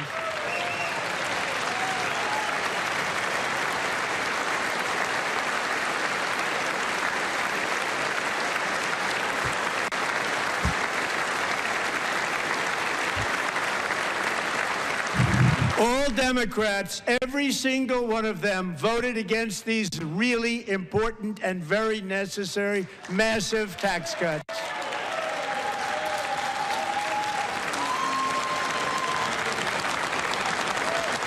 They wanted large-scale tax increases to hurt the people instead. But we held strong, and with the great, big, beautiful bill, we gave you no tax on tips, no tax on overtime, and no tax on Social Security for our great seniors.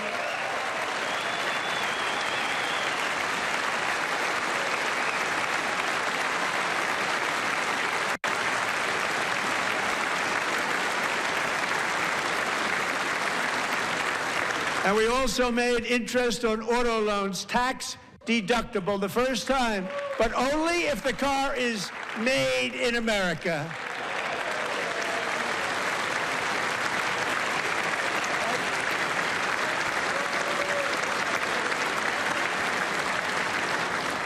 Recently in Pennsylvania, I met Megan Hemhauser, a devoted mom who's homeschools her children, beautiful, 2 children, during the day while waiting tables at night as her husband works overtime operating very heavy equipment.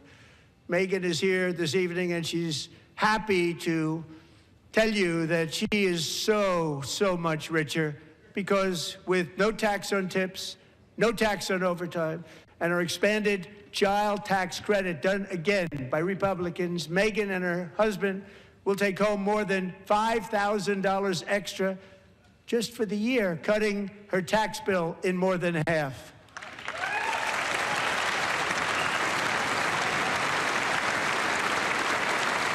Megan, please stand up. We're fighting for you, Megan.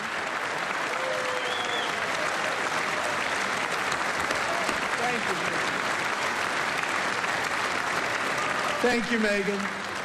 We're fighting for you, Megan. Under our bill, parents like Megan can also activate their children's brand new Trump accounts. And I didn't name it.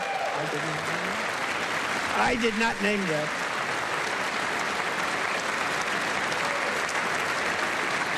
Nobody believes me, but I did not name it. It was named by a very tall man sitting right there in the third row. Nice man, a good man. Tax-free investment accounts for every American child. This is something that's so special and has taken off and gone through the roof. Millions will be pre-funded courtesy of the U.S. Treasury and private individuals like Michael and Susan Dell, who have donated $6.25 billion to fund the Trump accounts for 25 million American children. They're great people.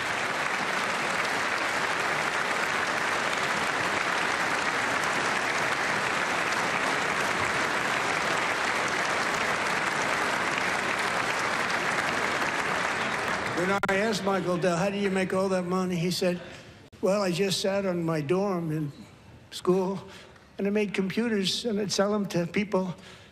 And I just kept selling and selling and selling, and pretty amazing story. That's called the American dream. He sold a lot of computers, a lot of those laptops, so I congratulate him on that, but I really thank him and Susan, as well as others like Brad Gerstner, a very tremendous guy. He was behind it right from the beginning. Brad Gerstner, thank you, Brad.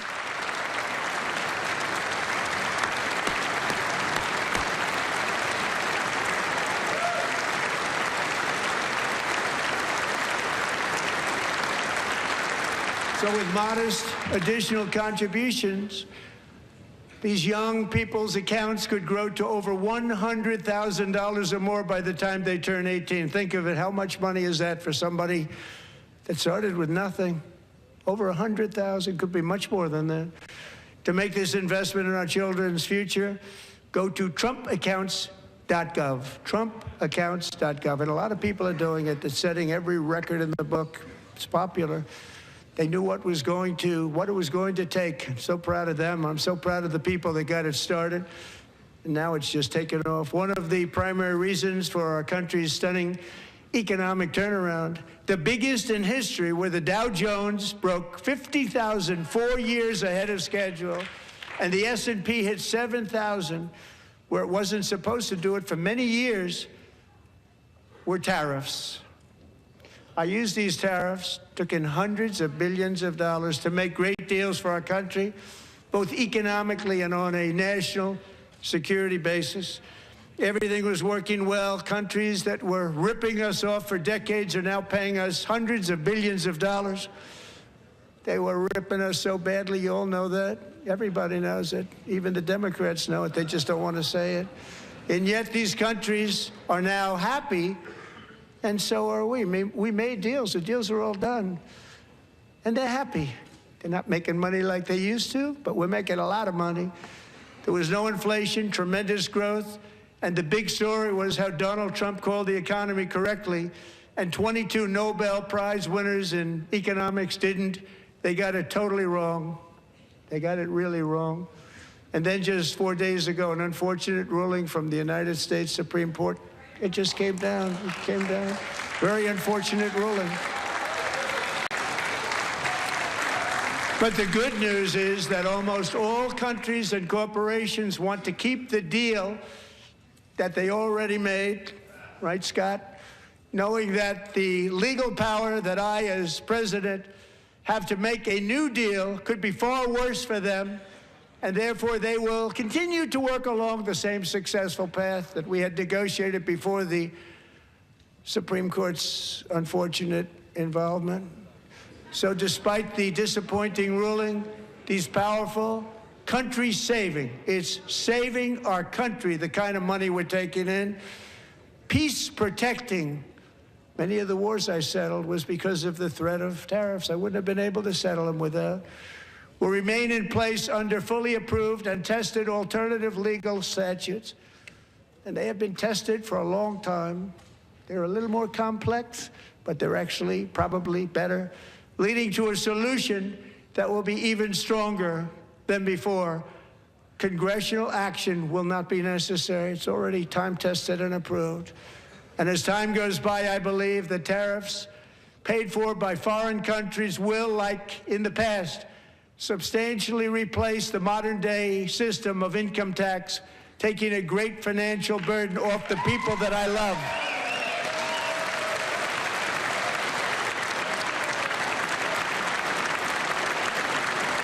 Right?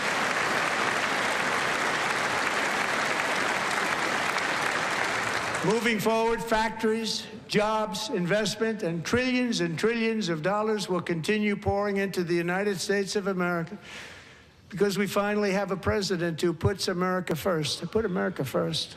I love America.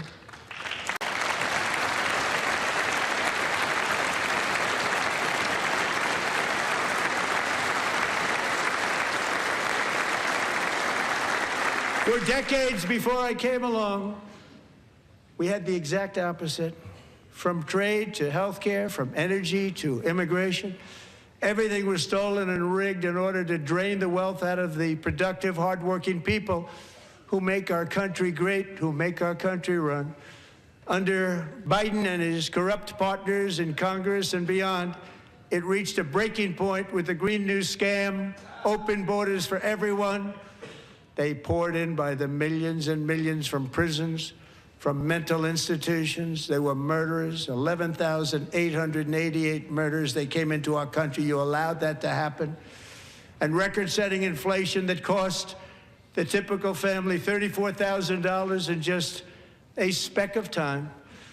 Now the same people in this chamber who voted for those disasters suddenly used the word affordability, a word, they just used it. Somebody gave it to them, knowing full well that they caused and created the increased prices that all of our citizens had to endure. You caused that problem. You caused that problem.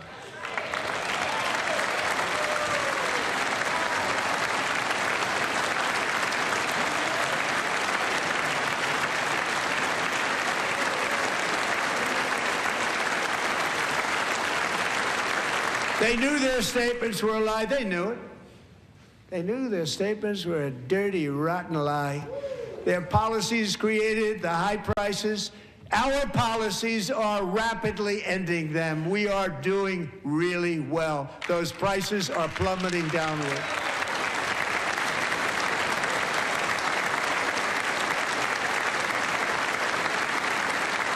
The price of eggs is down 60%, Madam Secretary, thank you. The cost of chicken, butter, fruit, hotels, automobiles, rent is lower today than when I took office by a lot. And even beef, which was very high, is starting to come down significantly. Just hold on a little while, we're getting it down. And soon you will see numbers that few people would think were possible to achieve just a short time ago. Nobody can believe when they see the kind of numbers, and especially energy, when they see energy going down to numbers like that, they cannot believe it. It's like another big tax cut. I'm also confronting one of the biggest ripoffs of our times, the crushing cost of health care caused by you. Since the passage of the Unaffordable Care Act, sometimes referred to as Obamacare, big insurance companies have gotten rich. It was meant for the insurance companies, not for the people. With our government giving them hundreds and hundreds of billions of dollars a year as their stock prices soared 1,000, 1,200, 1,400, and even 1,700%, like nothing else. That's why I introduced the great health care plan. I want to stop all payments to big insurance companies and instead give that money directly to the people so they can buy their own health care, which will be better health care at a much lower cost.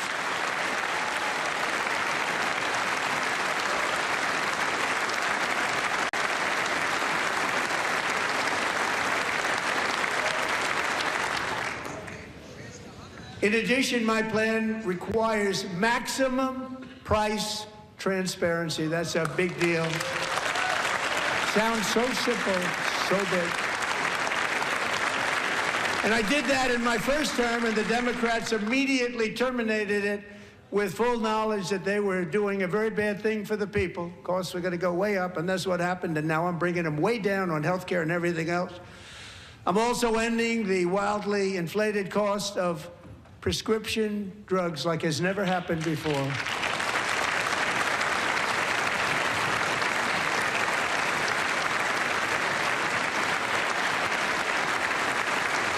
Other presidents tried to do it, but they never could. They tried.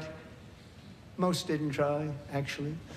But they tried. They said they tried. They couldn't do it. They didn't even come close. They were all talk and no action, but I got it done. Under my just enacted most favored nation agreements, Americans who have for decades paid by far the highest prices of any nation anywhere in the world for prescription drugs will now pay the lowest price anywhere in the world for drugs. Anywhere, the lowest price.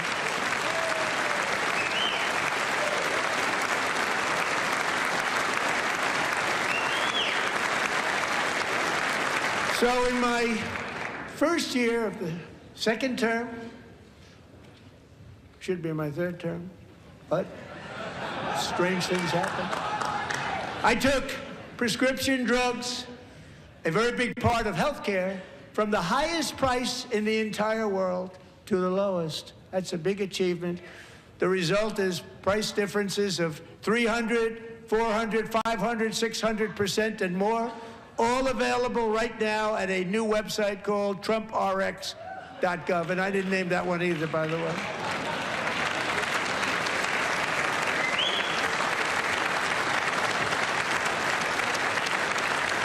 And here tonight is the very first customer ever to get that big discount, and it is big, Catherine Rayner. For 5 years, she and her husband have struggled with infertility, and they turned to IVF. One drug has been costing Catherine $4,000 to purchase, but a few weeks ago, she logged onto the TrumpRx website and got that same drug that cost $4,000, got it for under $500. A reduction of much more, actually, than $3,500. Catherine, we are all praying for you, and you're going to be a great mom.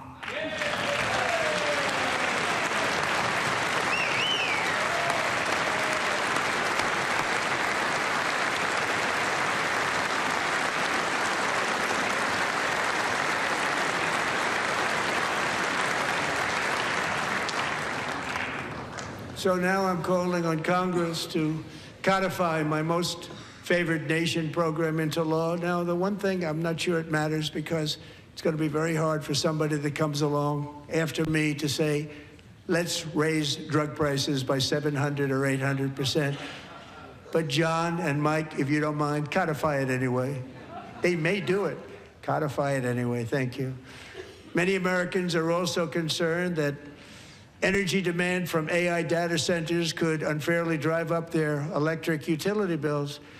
Tonight, I'm pleased to announce that I have negotiated the new Ratepayer Protection Pledge. You know what that is?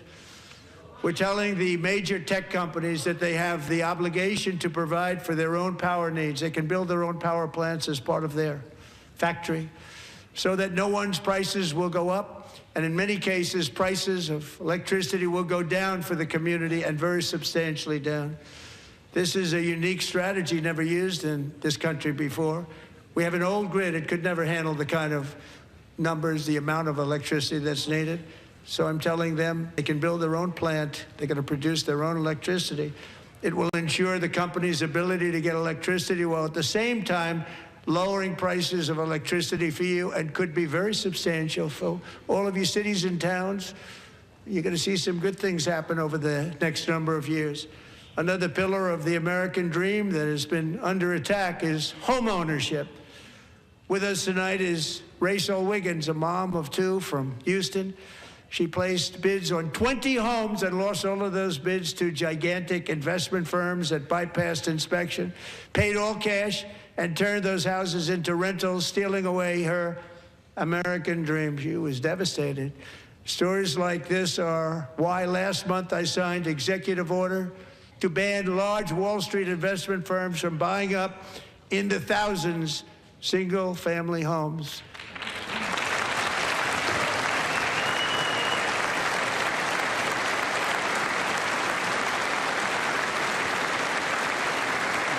And now I'm asking Congress to make that ban permanent, because homes for people, really, that's what we want. We want homes for people, not for corporations. Corporations are doing just fine. Rachel, thank you very much. Good luck with your home. You'll get one soon.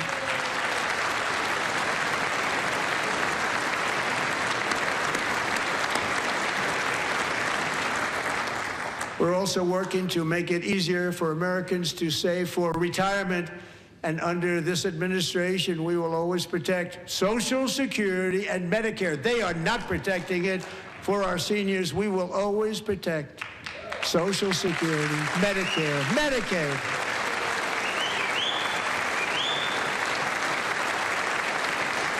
Since I took office, the typical 401k balance is up by at least $30,000. That's a lot of money. We have millions and millions of people, because the stock market has done so well, setting all those records. Your 401ks are way up. Yet half of all of working Americans still do not have access to a retirement plan with matching contributions from an employer.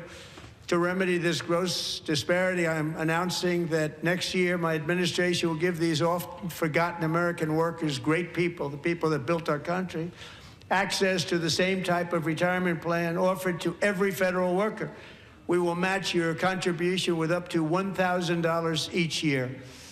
As we ensure that all Americans can profit from a rising stock market, let's also ensure that members of Congress cannot corruptly profit from using insider information.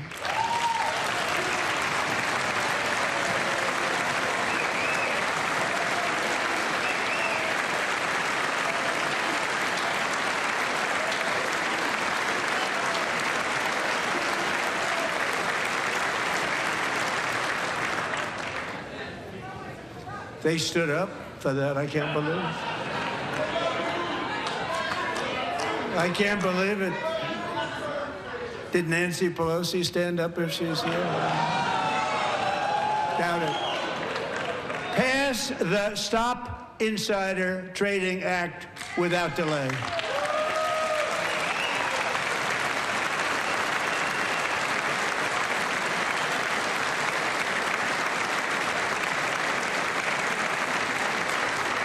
I wasn't sure if anybody, even on this side, was going to applaud for that. I'm very impressed. Thank you. I'm very impressed. But when it comes to the corruption that is plundering, it's plundering America. There's been no more stunning example than Minnesota, where members of the Somali community have pillaged an estimated $19 billion from the American taxpayer. Oh, we have all the information. And in actuality, the number is much higher than that. And California, Massachusetts, Maine, and many other states are even worse. This is the kind of corruption that shreds the fabric of a nation, and we are working on it like you wouldn't believe. So tonight, although started 4 months ago, I am officially announcing the war on fraud to be led by our great Vice President, J.D. Vance.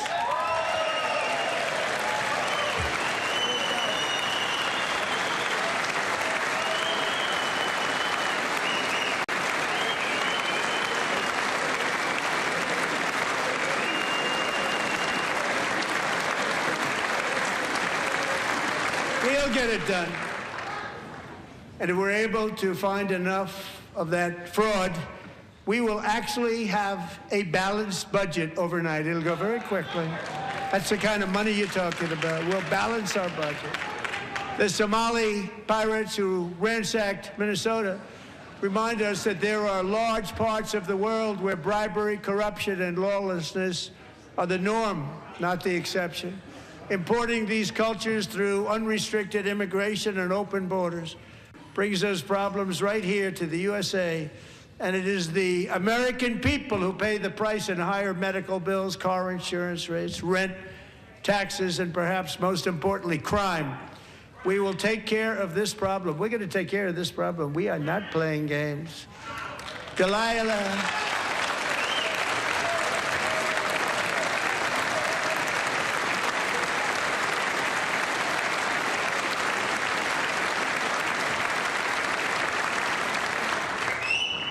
Delilah Coleman was only 5 years old in June 2024 when a 18-wheel tractor trailer plowed into her stopped car traveling at 60 miles an hour or more. The driver was an illegal alien let in by Joe Biden and given a commercial driver's license by open borders politicians in California. Doctors said Delilah would never be able to walk or talk, have a good life. She wouldn't even be able to eat again. But against all odds, she is now in the first grade learning to walk. And she's here this evening with her dad, Marcus, a fantastic man. Delilah, please, you are a great inspiration. Please stand up.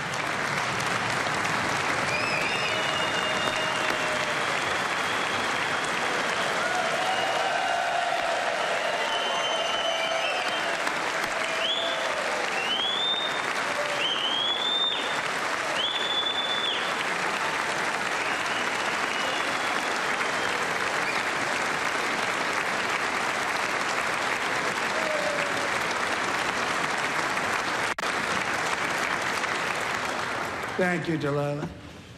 Many, if not most, illegal aliens do not speak English and cannot read even the most basic road signs as to direction, speed, danger, or location.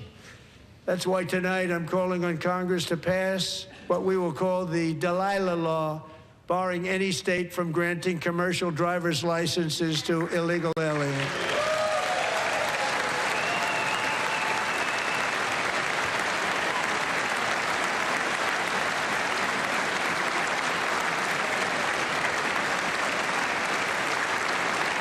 And yesterday, as you probably saw at the White House, I hosted a ceremony with Americans who lost their treasured loved ones to the scourge of illegal immigration. People came into our country, how we allowed this to happen with our open borders.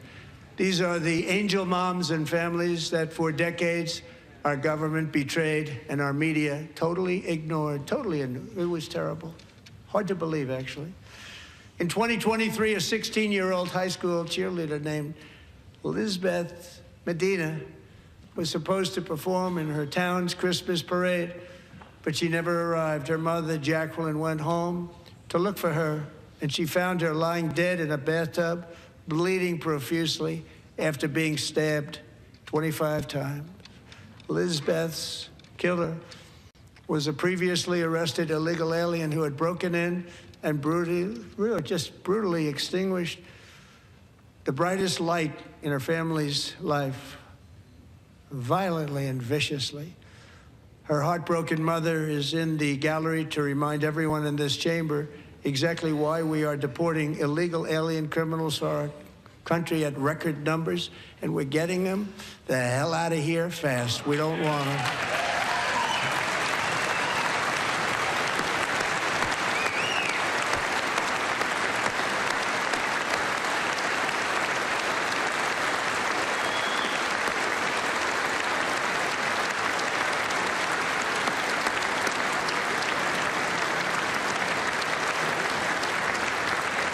Thank you very much, Jacqueline. Thank you.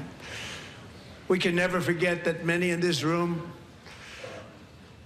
not only allowed the border invasion to happen before I got involved, but indeed they would do it all over again if they ever had the chance. If they ever got elected, they would open up those borders to some of the worst criminals anywhere in the world. The only thing standing between Americans and a wide open border right now is President Donald J. Trump and our great Republican patriots in Congress. Thank you. Thank you.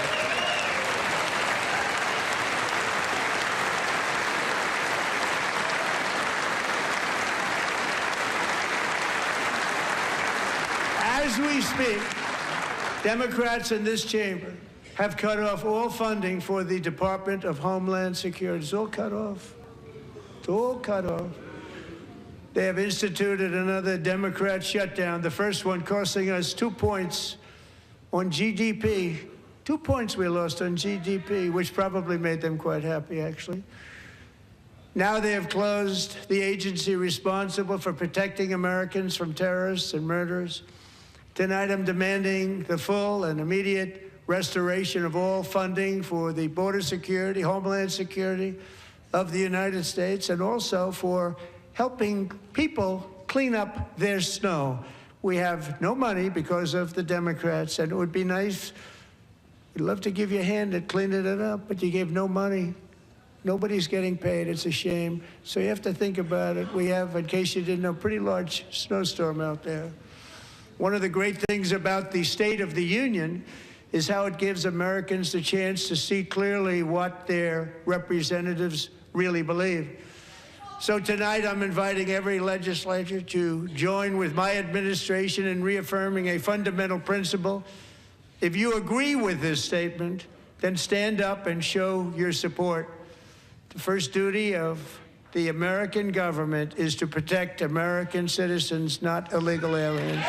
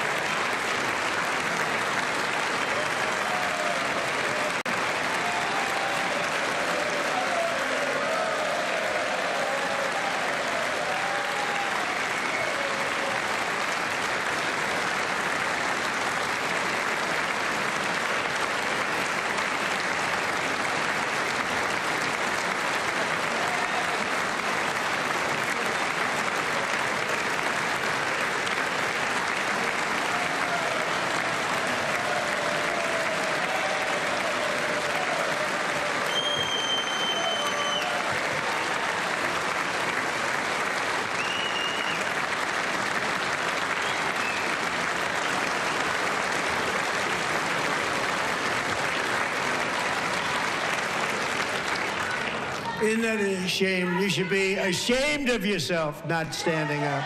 You should be ashamed of yourself. That is why I'm also asking you to end deadly sanctuary cities that protect the criminals and enact serious penalties for public officials who block the removal of criminal aliens. In many cases, drug lords, murderers all over our country, they're blocking the removal of these people out of our country, and you should be ashamed of yourself. Yeah.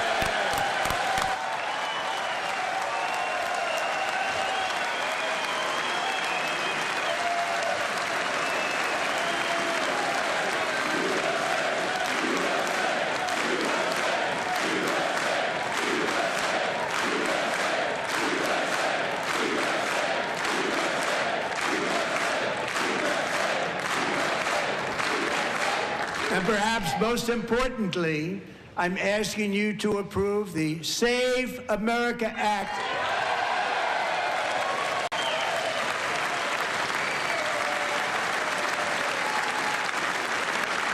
To stop illegal aliens and others who are unpermitted persons from voting in our sacred American elections. That cheating is rampant in our elections. It's rampant. It's very simple. All voters must show voter ID.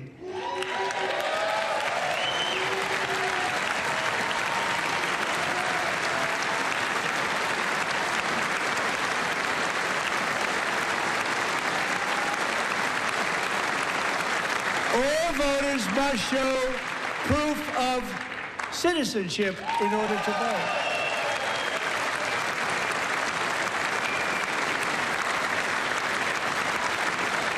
And no more crooked mail-in ballots except for illness, disability, military, or travel. None. And this should be an easy one. And by the way, it's polling at 89%, including Democrats. 89%.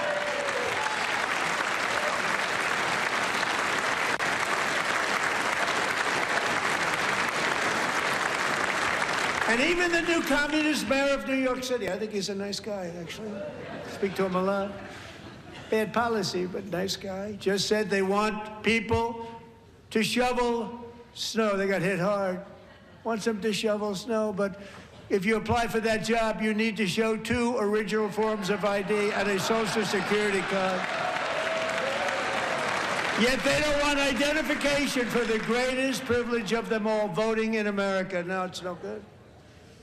No good. Both Republicans and Democrats overwhelmingly agree on the policy that we just enunciated. And Congress should unite and enact this common sense, country-saving legislation right now, and it should be before anything else happens.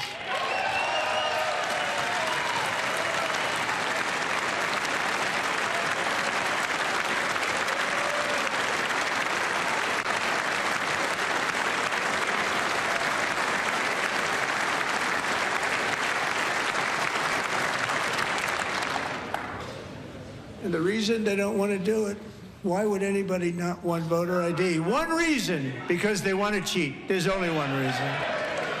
They make up all excuses. They say it's racist. They come up with things. You almost say, what imagination they have. They want to cheat. They have cheated. And their policy is so bad that the only way they can get elected is to cheat. And we're going to stop it. We have to stop it, John.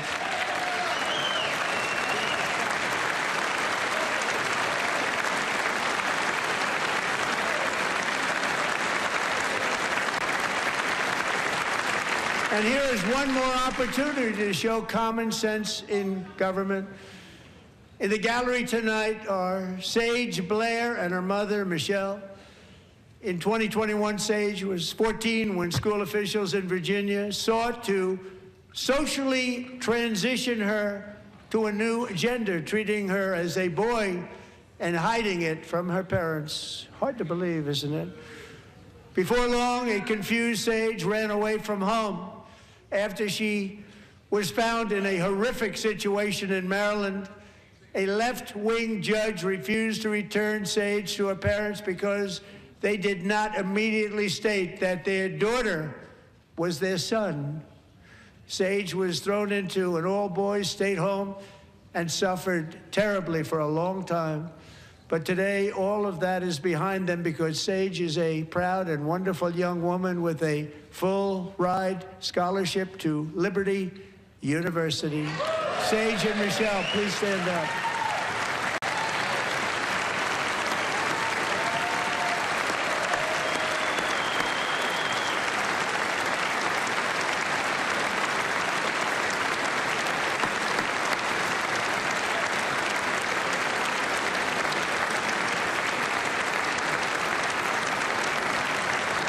And thank you for your great bravery. And who can believe that we're even speaking about things like this?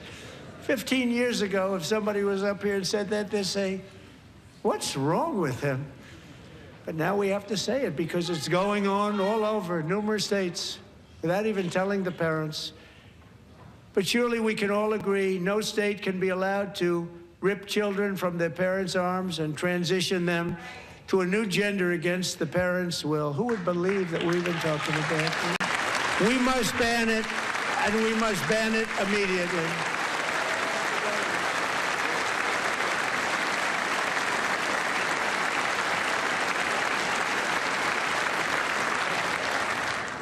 Look, nobody stands up. These people are crazy, I'm telling you. They're crazy.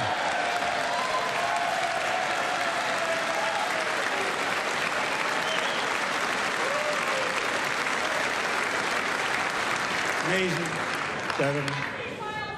Boy, oh boy. We're lucky we have a country. With people like this, Democrats are destroying our country, but we've stopped it just in the nick of time, didn't we?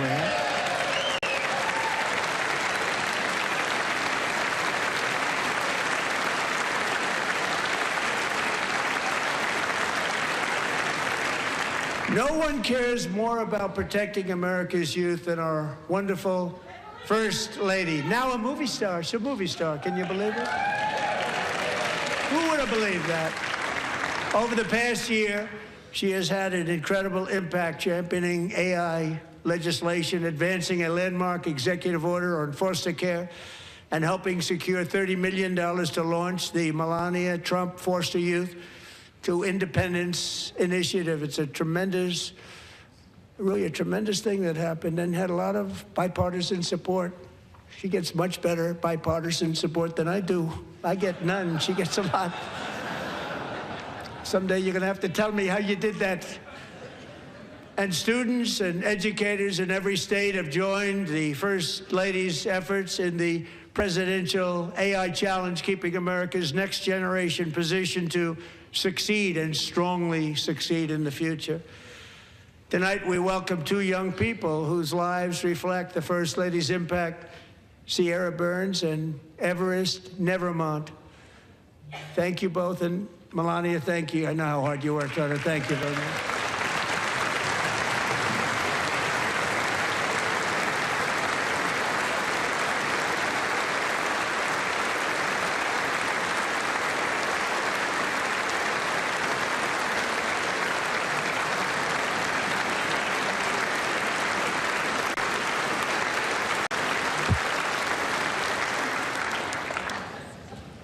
I'm very proud to say that during my time in office, both the first 4 years and in particular this last year, there has been a tremendous renewal in religion, faith, Christianity, and belief in God.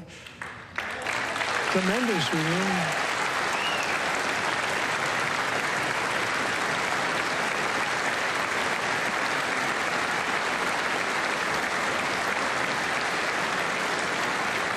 This is especially true among young people, and a big part of that had to do with my great friend, Charlie Kirk, a great guy, great man.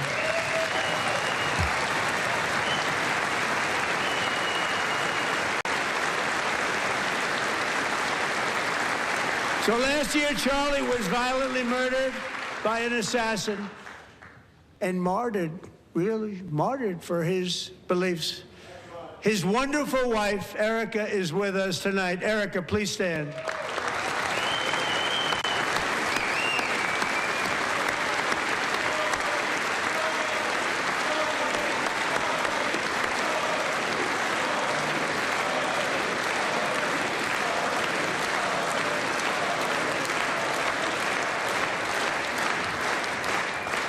Thank you, Erica. Been through a lot. In Charlie's memory, we must all come together to reaffirm that America is one nation under God, and we must totally reject political violence of any kind.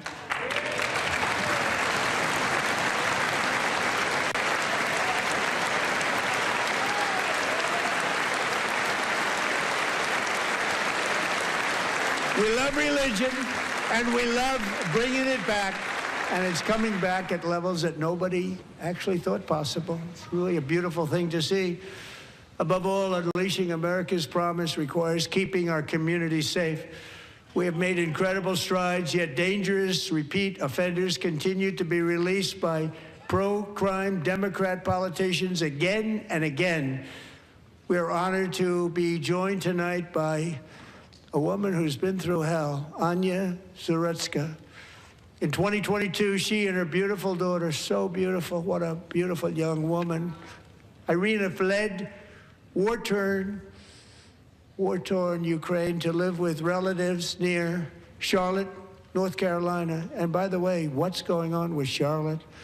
Last summer, 23-year-old Irina was riding home on the train when a deranged monster who had been arrested over a dozen times and was released through no cash bail, stood up and viciously slashed a knife through her neck and body.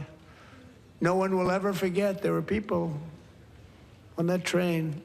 No one will ever forget the expression of terror on Irina's face as she looked up at her attacker in the last seconds of her life. She died instantly. She had escaped a brutal war only to be slain by a hardened criminal set free to kill in America, came in through open borders. Mrs. Zarutska, tonight I promise you we will ensure justice for your magnificent daughter, Irina.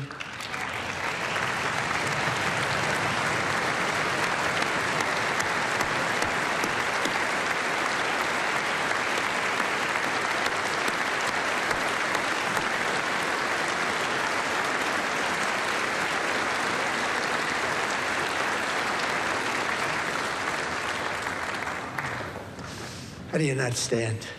How do you not stand? I'm asking this Congress to pass tough legislation to ensure that violent and dangerous repeat offenders are put behind bars, and importantly, that they stay there.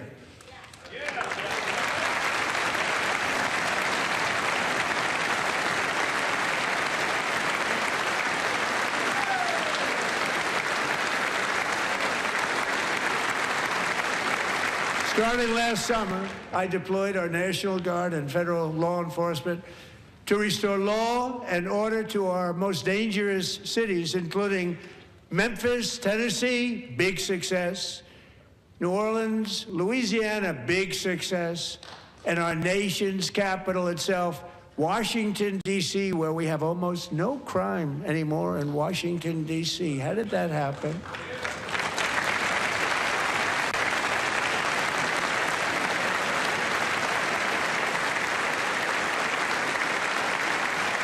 In fact, crime in Washington is now at the lowest level ever recorded, and murders in D.C. this January were down close to 100% from a year ago.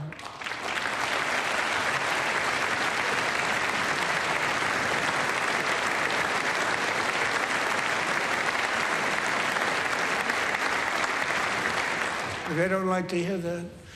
One of the sick people, one of the brave service members who helped achieve this stunning turnaround was 20-year-old West Virginia Army National Guard Specialist Sarah Beckstrom.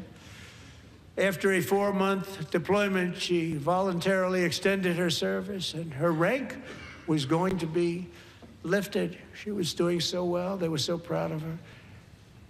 But the very next day, she was on patrol near the White House when she was ambushed and shot in the head by a terrorist monster from Afghanistan.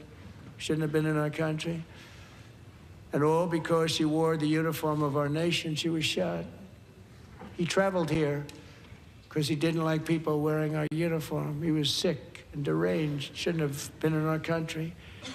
Sarah Beckstrom died in order to defend our capital, and we are honored to be joined by her wonderful parents, Gary and Eva Lee. Your daughter was a true American patriot, and she will be greatly missed. She was a great person. I saw reports on her that never see anything like her.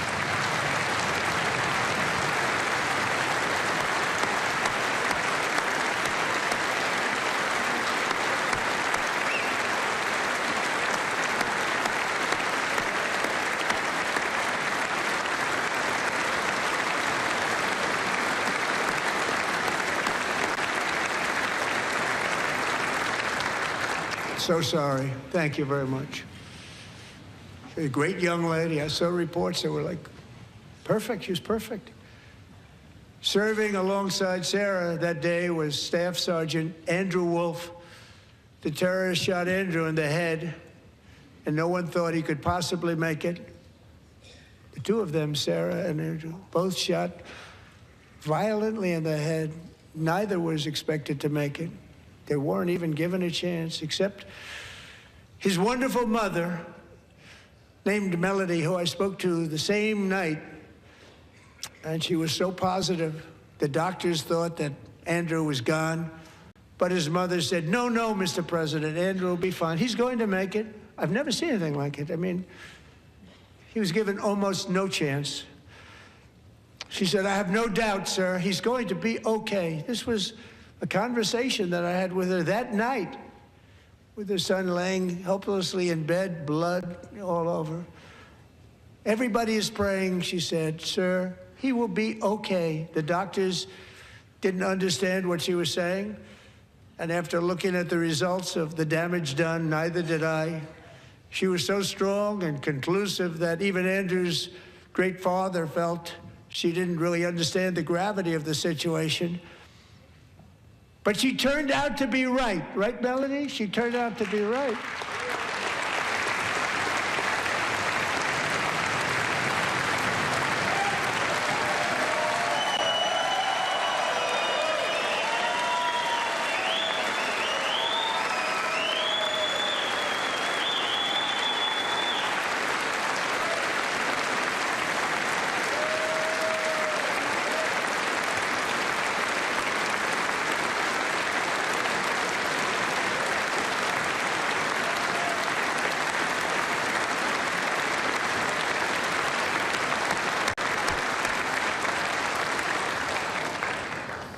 Amazing, actually. I said, where does this woman come from? She's the most positive person I've ever met. With God's help, Andrew has battled back from the edge of death, and we're talking about the edge of death, on his way to a miraculous recovery. He's got a little work to do, but he's doing great. Nice to see you. He's a good-looking guy. Nice to see you. Thanks, Andrew. Thank you very much.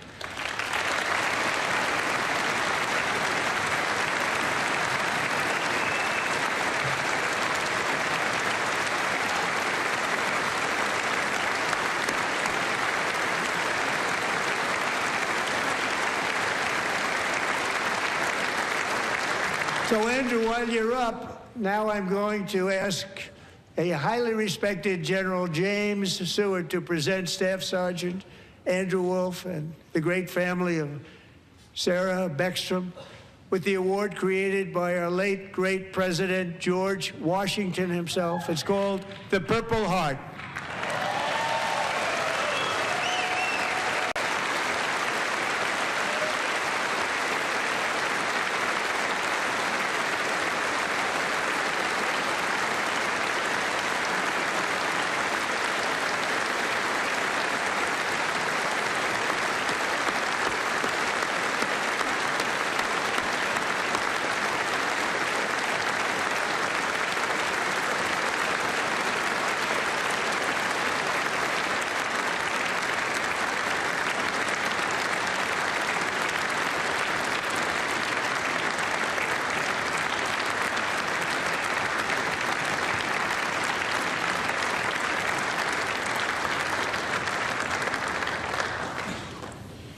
We love you all. Love you. We're proudly restoring safety for Americans at home, and we are also restoring security for Americans abroad. Our country has never been stronger. My first 10 months, I ended 8 wars, including Cambodia. Isn't it funny? You're sick people. Cambodia and Thailand, Pakistan and India. Would have been a nuclear war. 35 million people said the Prime Minister of Pakistan would have died if it were not for my involvement. Kosovo and Serbia, Israel and Iran, Egypt and Ethiopia, Armenia and Azerbaijan, the Congo and Rwanda, and of course the war in Gaza, which proceeds at a very low level. It's just about there. And I want to thank Steve Witkoff and Jared Kushner for your help. Thank you, Steve. Thank you, Jared.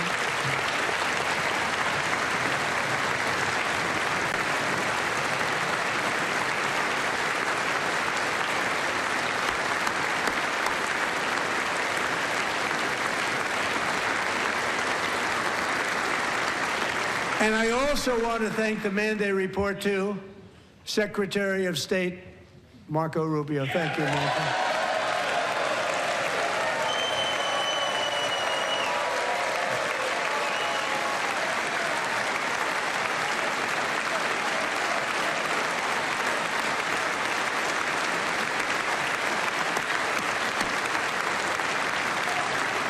People don't like you.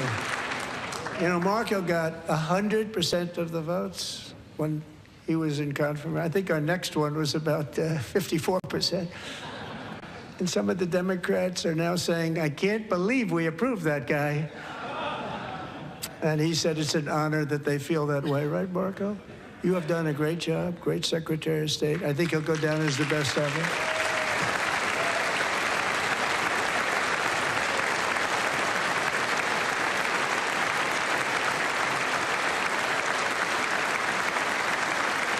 Under the ceasefire I negotiated, every single hostage, both living and dead, has been returned home. Can you believe that?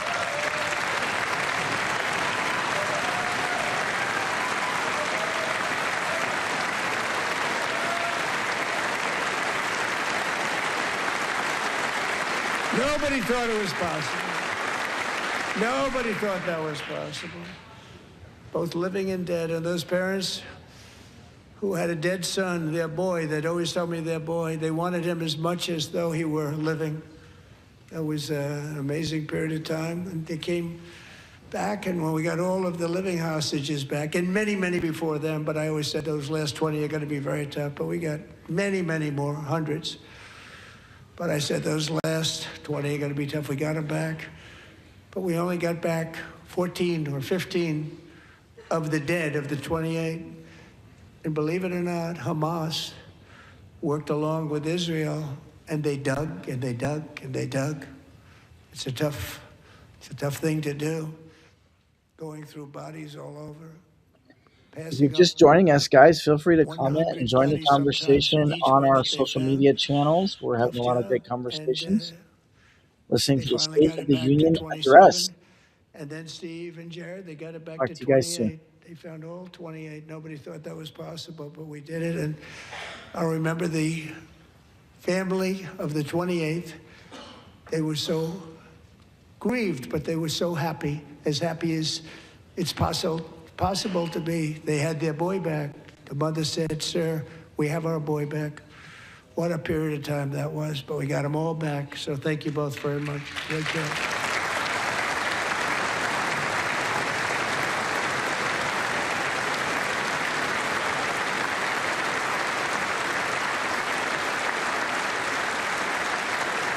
And we're working very hard to end the 9th war, the killing and slaughter between Russia and Ukraine, where 25,000 soldiers are dying each and every month. Think of that, 25,000 soldiers are dying a month. A war which would have never happened if I were president, would have never happened. As president, I will make peace wherever I can, but I will never hesitate to confront threats to America wherever we must. That's why in a breakthrough operation last June, the United States military obliterated Iran's nuclear weapons program with an attack on Iranian soil known as Operation Midnight Hammer.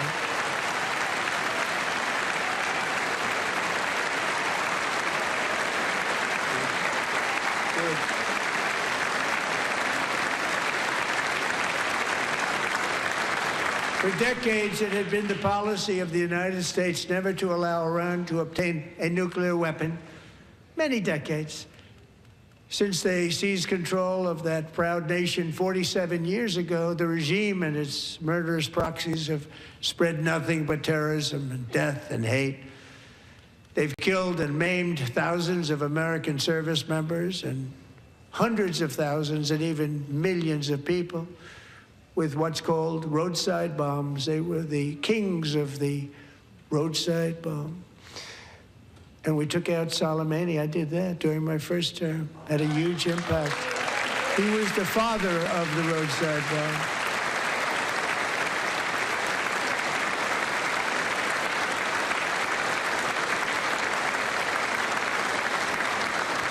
And just over the last couple of months with the protests, they've killed at least, it looks like, 32,000 protesters. 32,000 protesters in their own country.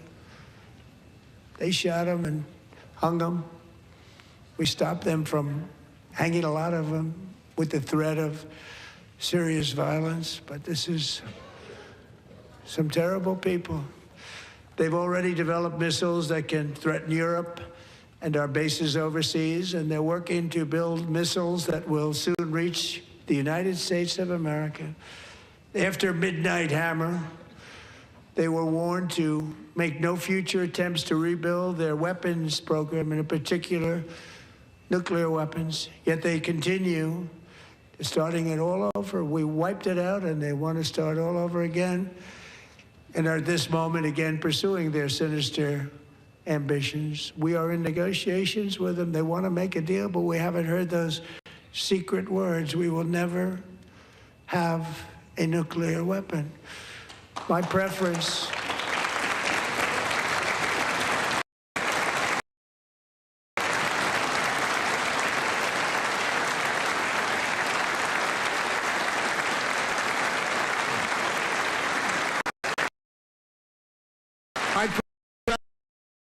is to solve this problem through diplomacy. Is certain I will never allow the world's #1 sponsor of terror, which they are. Can't let that happen.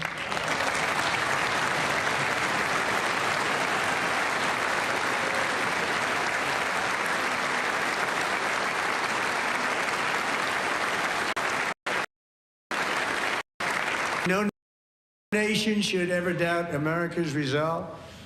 We have the most powerful military on earth. I repeat my first term. Continue to do so. Also, we just approved a $1 trillion budget. We have no choice, because hopefully we'll seldom have to use this great power that we built together. It's called peace has been very effective.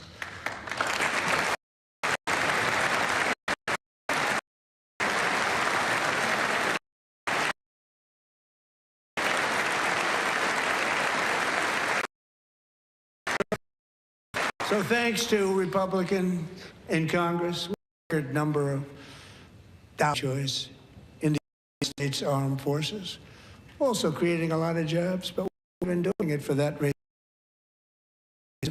Because, as I said, we have more jobs, more people working in the history of our country.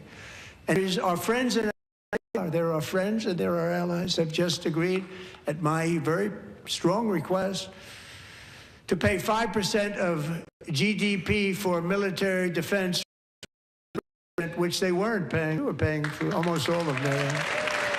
Now they're paying 5 as opposed to not paying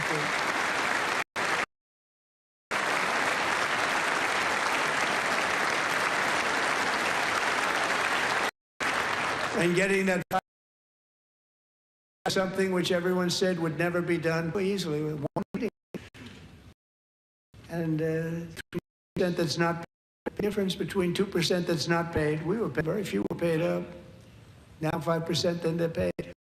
Everything we send over to Ukraine is sent through NATO, and they pay us in full. They pay us totally in full. Our armed forces setting records for exciting, and every service member recently.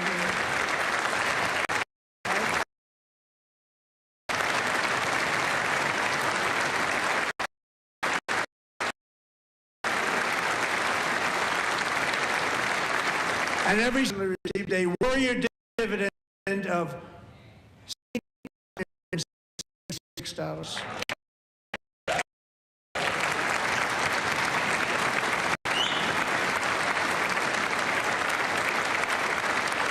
You know, they put it on my desk. We got the money from tariffs and other things, a lot of money we have. We have much more money than people understand. Have to rebuild that program a little bit, but it won't take long. But we got the money, and it was $1,775, and they wanted my approval. $1,775. I said, wait a minute, fella, we can have $1,776. It's going to...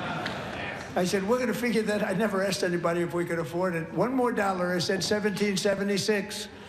And I said, that's good. And I'll tell you what, our military, that was 4 months ago, our military, I never see a person in the military thank me for it, so we're honored to do it. They deserve it. And we call it 1776. It was great. We love our law enforcement. We love our firemen. You know, the firemen don't get mentioned enough. We love our firemen. We're also...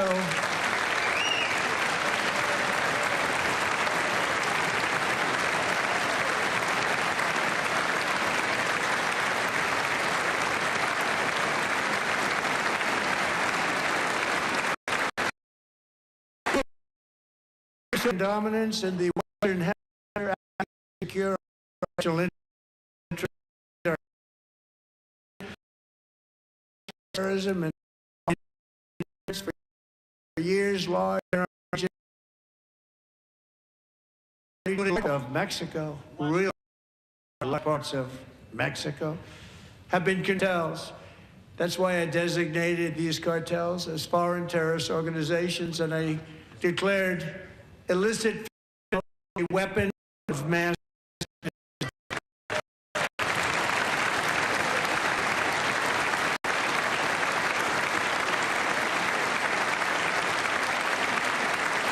And with our new military campaign, we have stopped record amounts of drugs coming into our country and completely coming in by water or sea. You probably noticed that. We very seriously damaged fishing. Nobody's so anymore. We've also taken down the cartel kingpins of all. You saw that yesterday.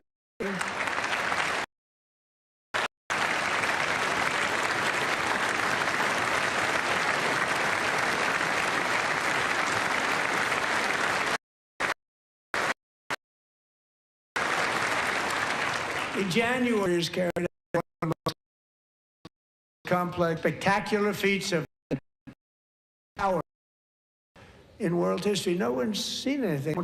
Who called me? They said, very impressive. They couldn't believe they saw. This is a different force that we had fought to tie. You know, it's a great fighting force. I'm so proud of it.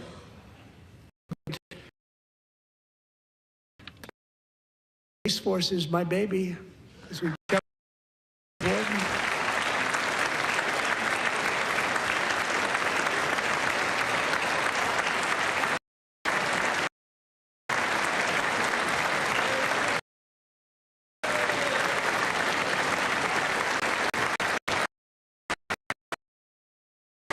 and America's armed forces overwhelm defenses and not only enemy. Good fighters. The reign of outlaw dictator Nicholas.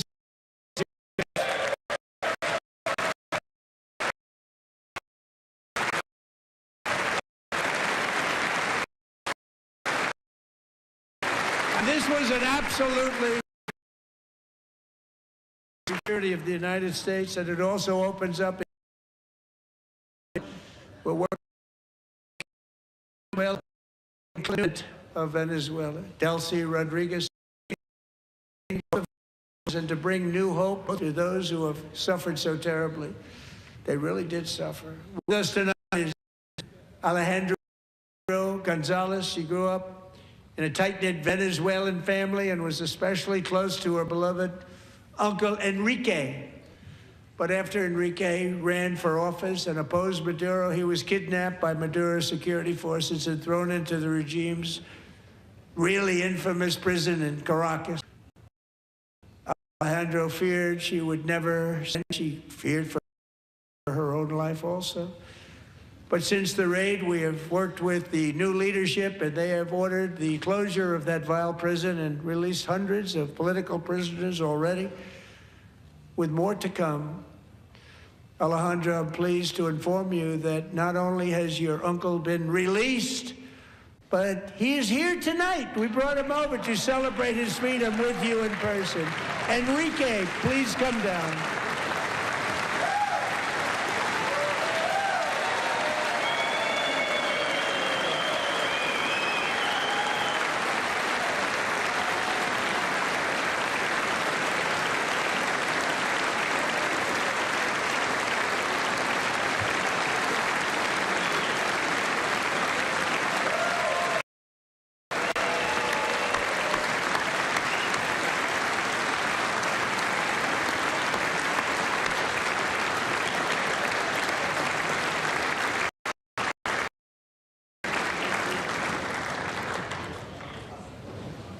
Thank you, Enrique. Have a good time.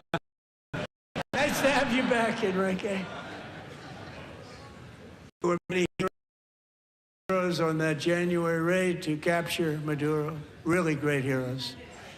They knew we were coming. They were all set. But the deeds of one warrior that night will live forever in the eternal military valor. Chief Warrant Officer 5 planned the mission and flight lead in the cockpit of the first helicopter. A big, beautiful, powerful helicopter. It was a massive Chinook carrying, as you can imagine, many, many American warfighters. Wearing the dog tags, his wife Amy knew it was going to be a rough one. Under the cover of night, and descended swiftly upon Maduro's heavily protected military fortress. This major installation. Thousands of soldiers and guarded by Russian military technology.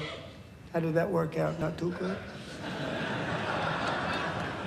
While preparing to land, enemy machine guns fired from every angle, and Eric was hit very badly in the leg and hip. One bullet after another. He absorbed 4 agonizing shots, shredding his leg into numerous pieces. And yet, despite the fact that the use of his legs was vital to successful helicopter flight, legs are the most important part of flying a helicopter, to deliver the many commandos who would capture and detain Maduro was the only thing Eric was thinking about. Gushing blood, which was flowing back down the aisle. The machine guns stood right in front of him. They were right in front of him. 2 machine gunners who escaped the wrath of the previous planes. Eric maneuvered his helicopter with all of those lives and souls to face the enemy and let his gunners eliminate the threat. Turned the helicopter around so the gunners could take care of business, saving the lives of his fellow warriors from what could have been a catastrophic.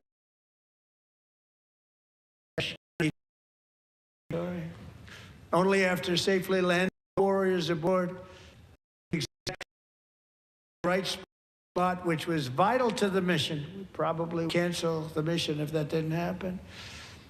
Eric told his co-pilot, also not, I'm about ready to pass out. Mission the loss of his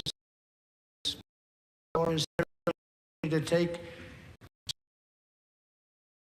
pain. It was happened to his legs of the bullets and keep on flying, and people knew what was happening. Everybody in the back of the helicopter knew because they saw the blood pouring down the aisle. Chief Walker from his serious wounds, but I'm thrilled to say that he is here tonight with his wife, Amy, Eric, and Amy, come on in.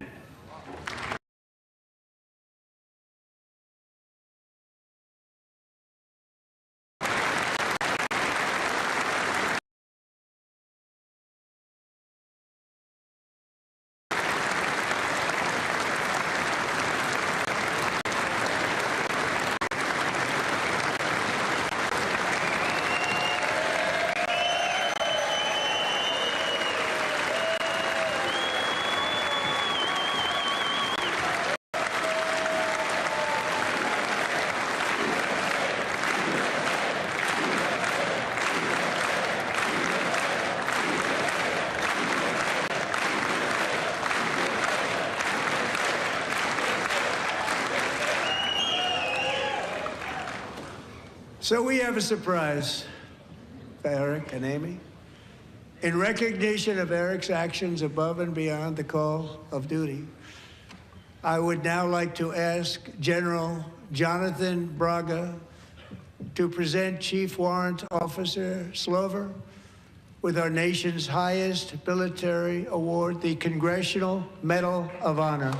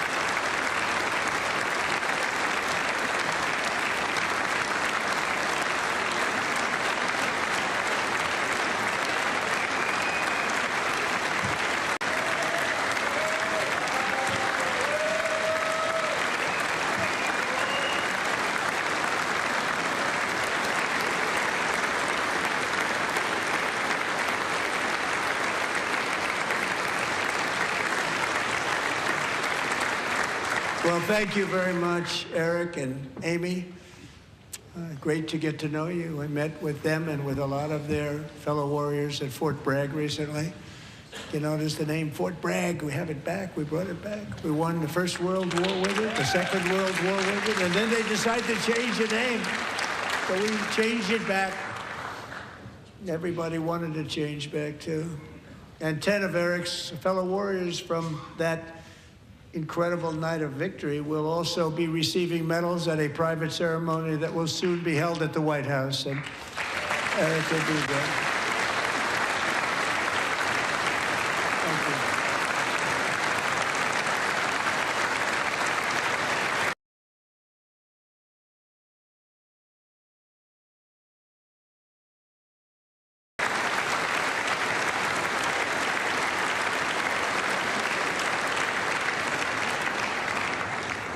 Thank you, Eric. That's a big one. Tonight we've celebrated many truly extraordinary American patriots, but there is one last living legend to honor before we go. He is one more heroic American aviator, Navy fighter pilot. Royce Williams served in World War II, Korea, Vietnam, flying more than 220 missions. In the skies over Korea in 1952, Royce was in the dogfight of a lifetime, legendary dogfight, flying through blizzard conditions. His squad.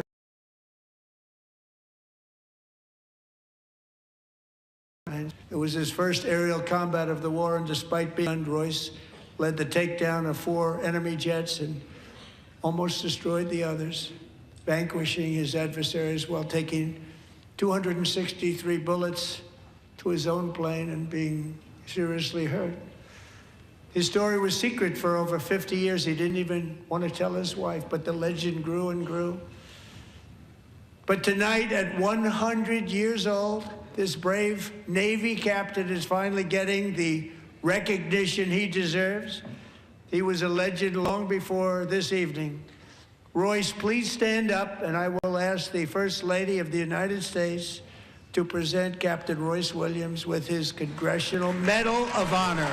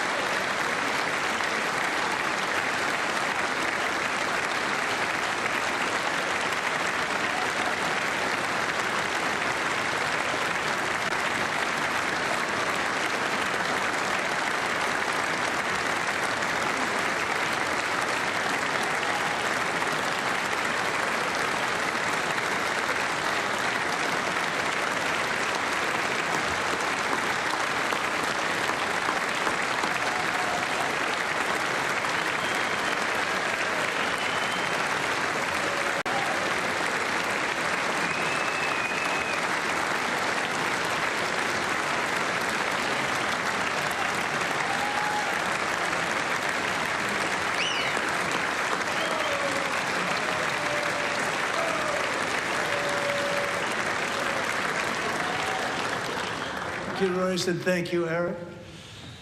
I've always wanted the Congressional Medal of Honor, but I was informed I'm not allowed to give it to myself, and I wouldn't know why I'd be taking it, but if they ever open up that law, I will be there with you someday.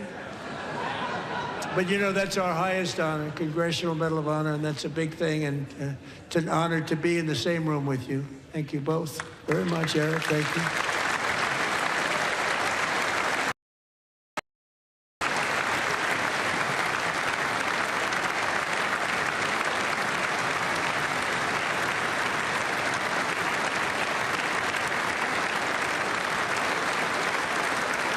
Thank you.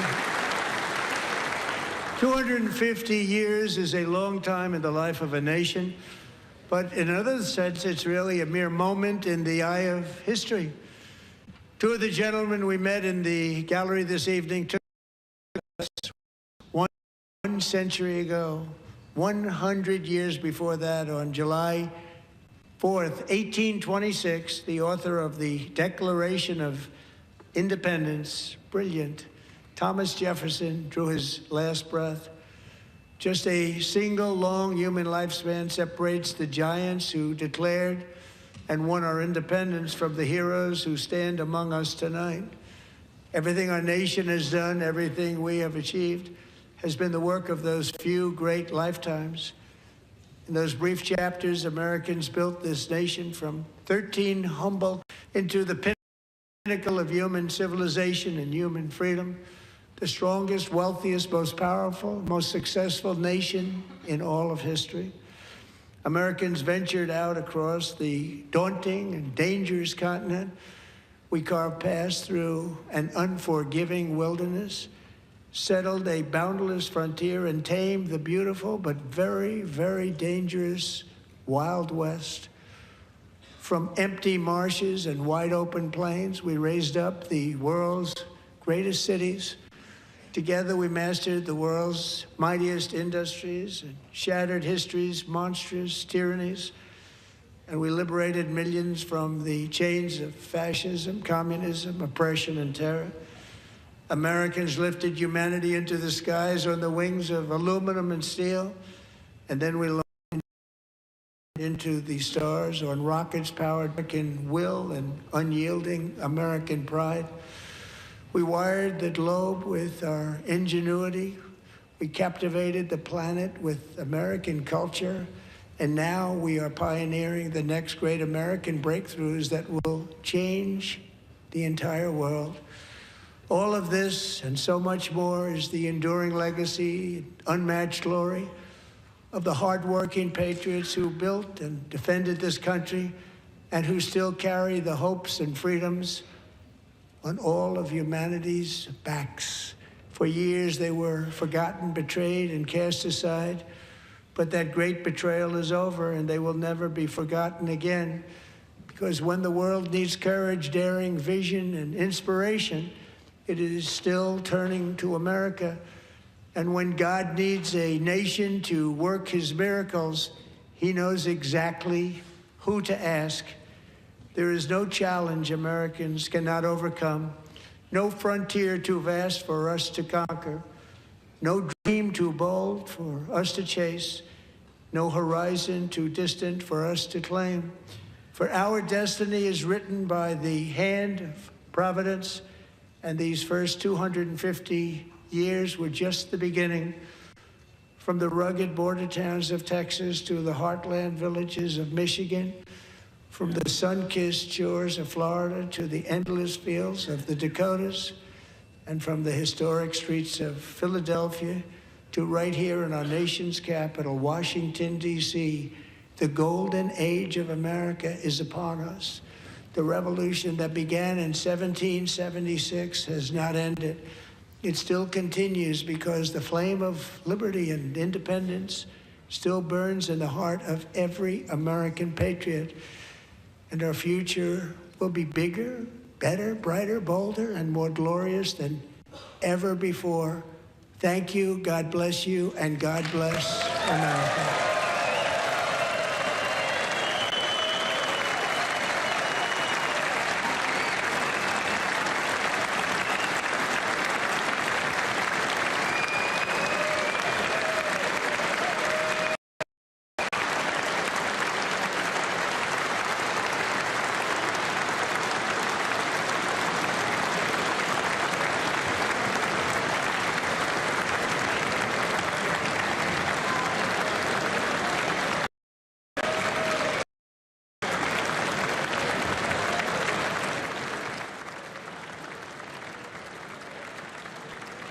Well. Trump's State of the Union address. I heard a lot of things tonight. I'm sure you guys did too, that he ran on, that he talked about on the campaign trail. A lot of stuff, a lot of promise. You know, it's a mixed bag, you guys, because Congress has, for all intents and purposes, stopped many of the things he talked about tonight. And I'll talk about that more tomorrow morning. What did you guys think of it? What were you? I'd love to hear your feedback in the comments tonight or in the morning. Tomorrow morning, I am going to be talking about the State of the Union address on my 7:30 live show in the morning. We'll be covering it. We'll talk about everything he talked about. We'll talk about what's going on in the world. Kind of question, well, where do we go from here, right? What for America? You know, obviously, I know so many of us focused on Wyoming, as we should be, right? That's what we're doing here. But this is critical. This is important for our nation, for our future. And this affects how we govern in Wyoming. This affects policy in Wyoming. So it's important. Hope you guys enjoyed watching tonight. I want to say thank you to all of the folks that were commenting and engaging the entire time. A bunch of you stuck around for the whole address as we were live streaming, so I really appreciate that. I look forward to talking to you guys in the morning. If I wanted to give sort of an initial impression on this, I think it was a really good speech. I think it was very safe. I think he stuck really close to facts that were provable and things that have transpired and happened. So I think overall he did a pretty good job in that regards. You heard a little bit of dissent during the speech from the chamber. And I think, it's sad, but it's people in this world and in our government that are so evil that they can't stand for even what is good and decent from a human standpoint. And obviously there's a lot going on in our government and the world. And he touched on a few of those things tonight without going into too much detail. Well, I hope you guys enjoyed I'll wrap this up. What are we going to wrap this up with tonight? Let's pick a nice tune to wrap this up with tonight. I'll wrap this up with Love Them More. I think it's a good way to wrap tonight. You guys have a blessed night, and I will see you in the morning. God bless you. Sun up shining on a gravel drive, granddad's coffee in a styrofoam cup. Says, boy, this world will tell you keep what's yours, but that ain't how we were brought up.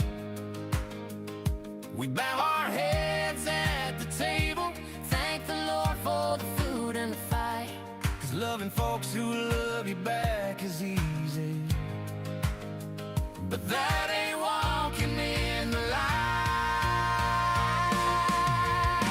Love your neighbor, mow his yard when he's hurting. Love your brother when he's slamming your door. Love the stranger when your pride says ignore him. Love the bitter heart twice what you did before. You can love your friends on Sunday morning, but Jesus taught a different kind of war. If you really want to shake this world for heaven, love your enemies more. Yeah, love your enemies more. She's got a Bible with a cracked leather spine, highlighter on every other page. Says turn the other cheek, ain't just a slogan. It's a narrow road you gotta pave. We pass the plates and the casseroles, fix a porch where the stone goes through. When they curse your name, you hit your knees, say Father bless them like you do.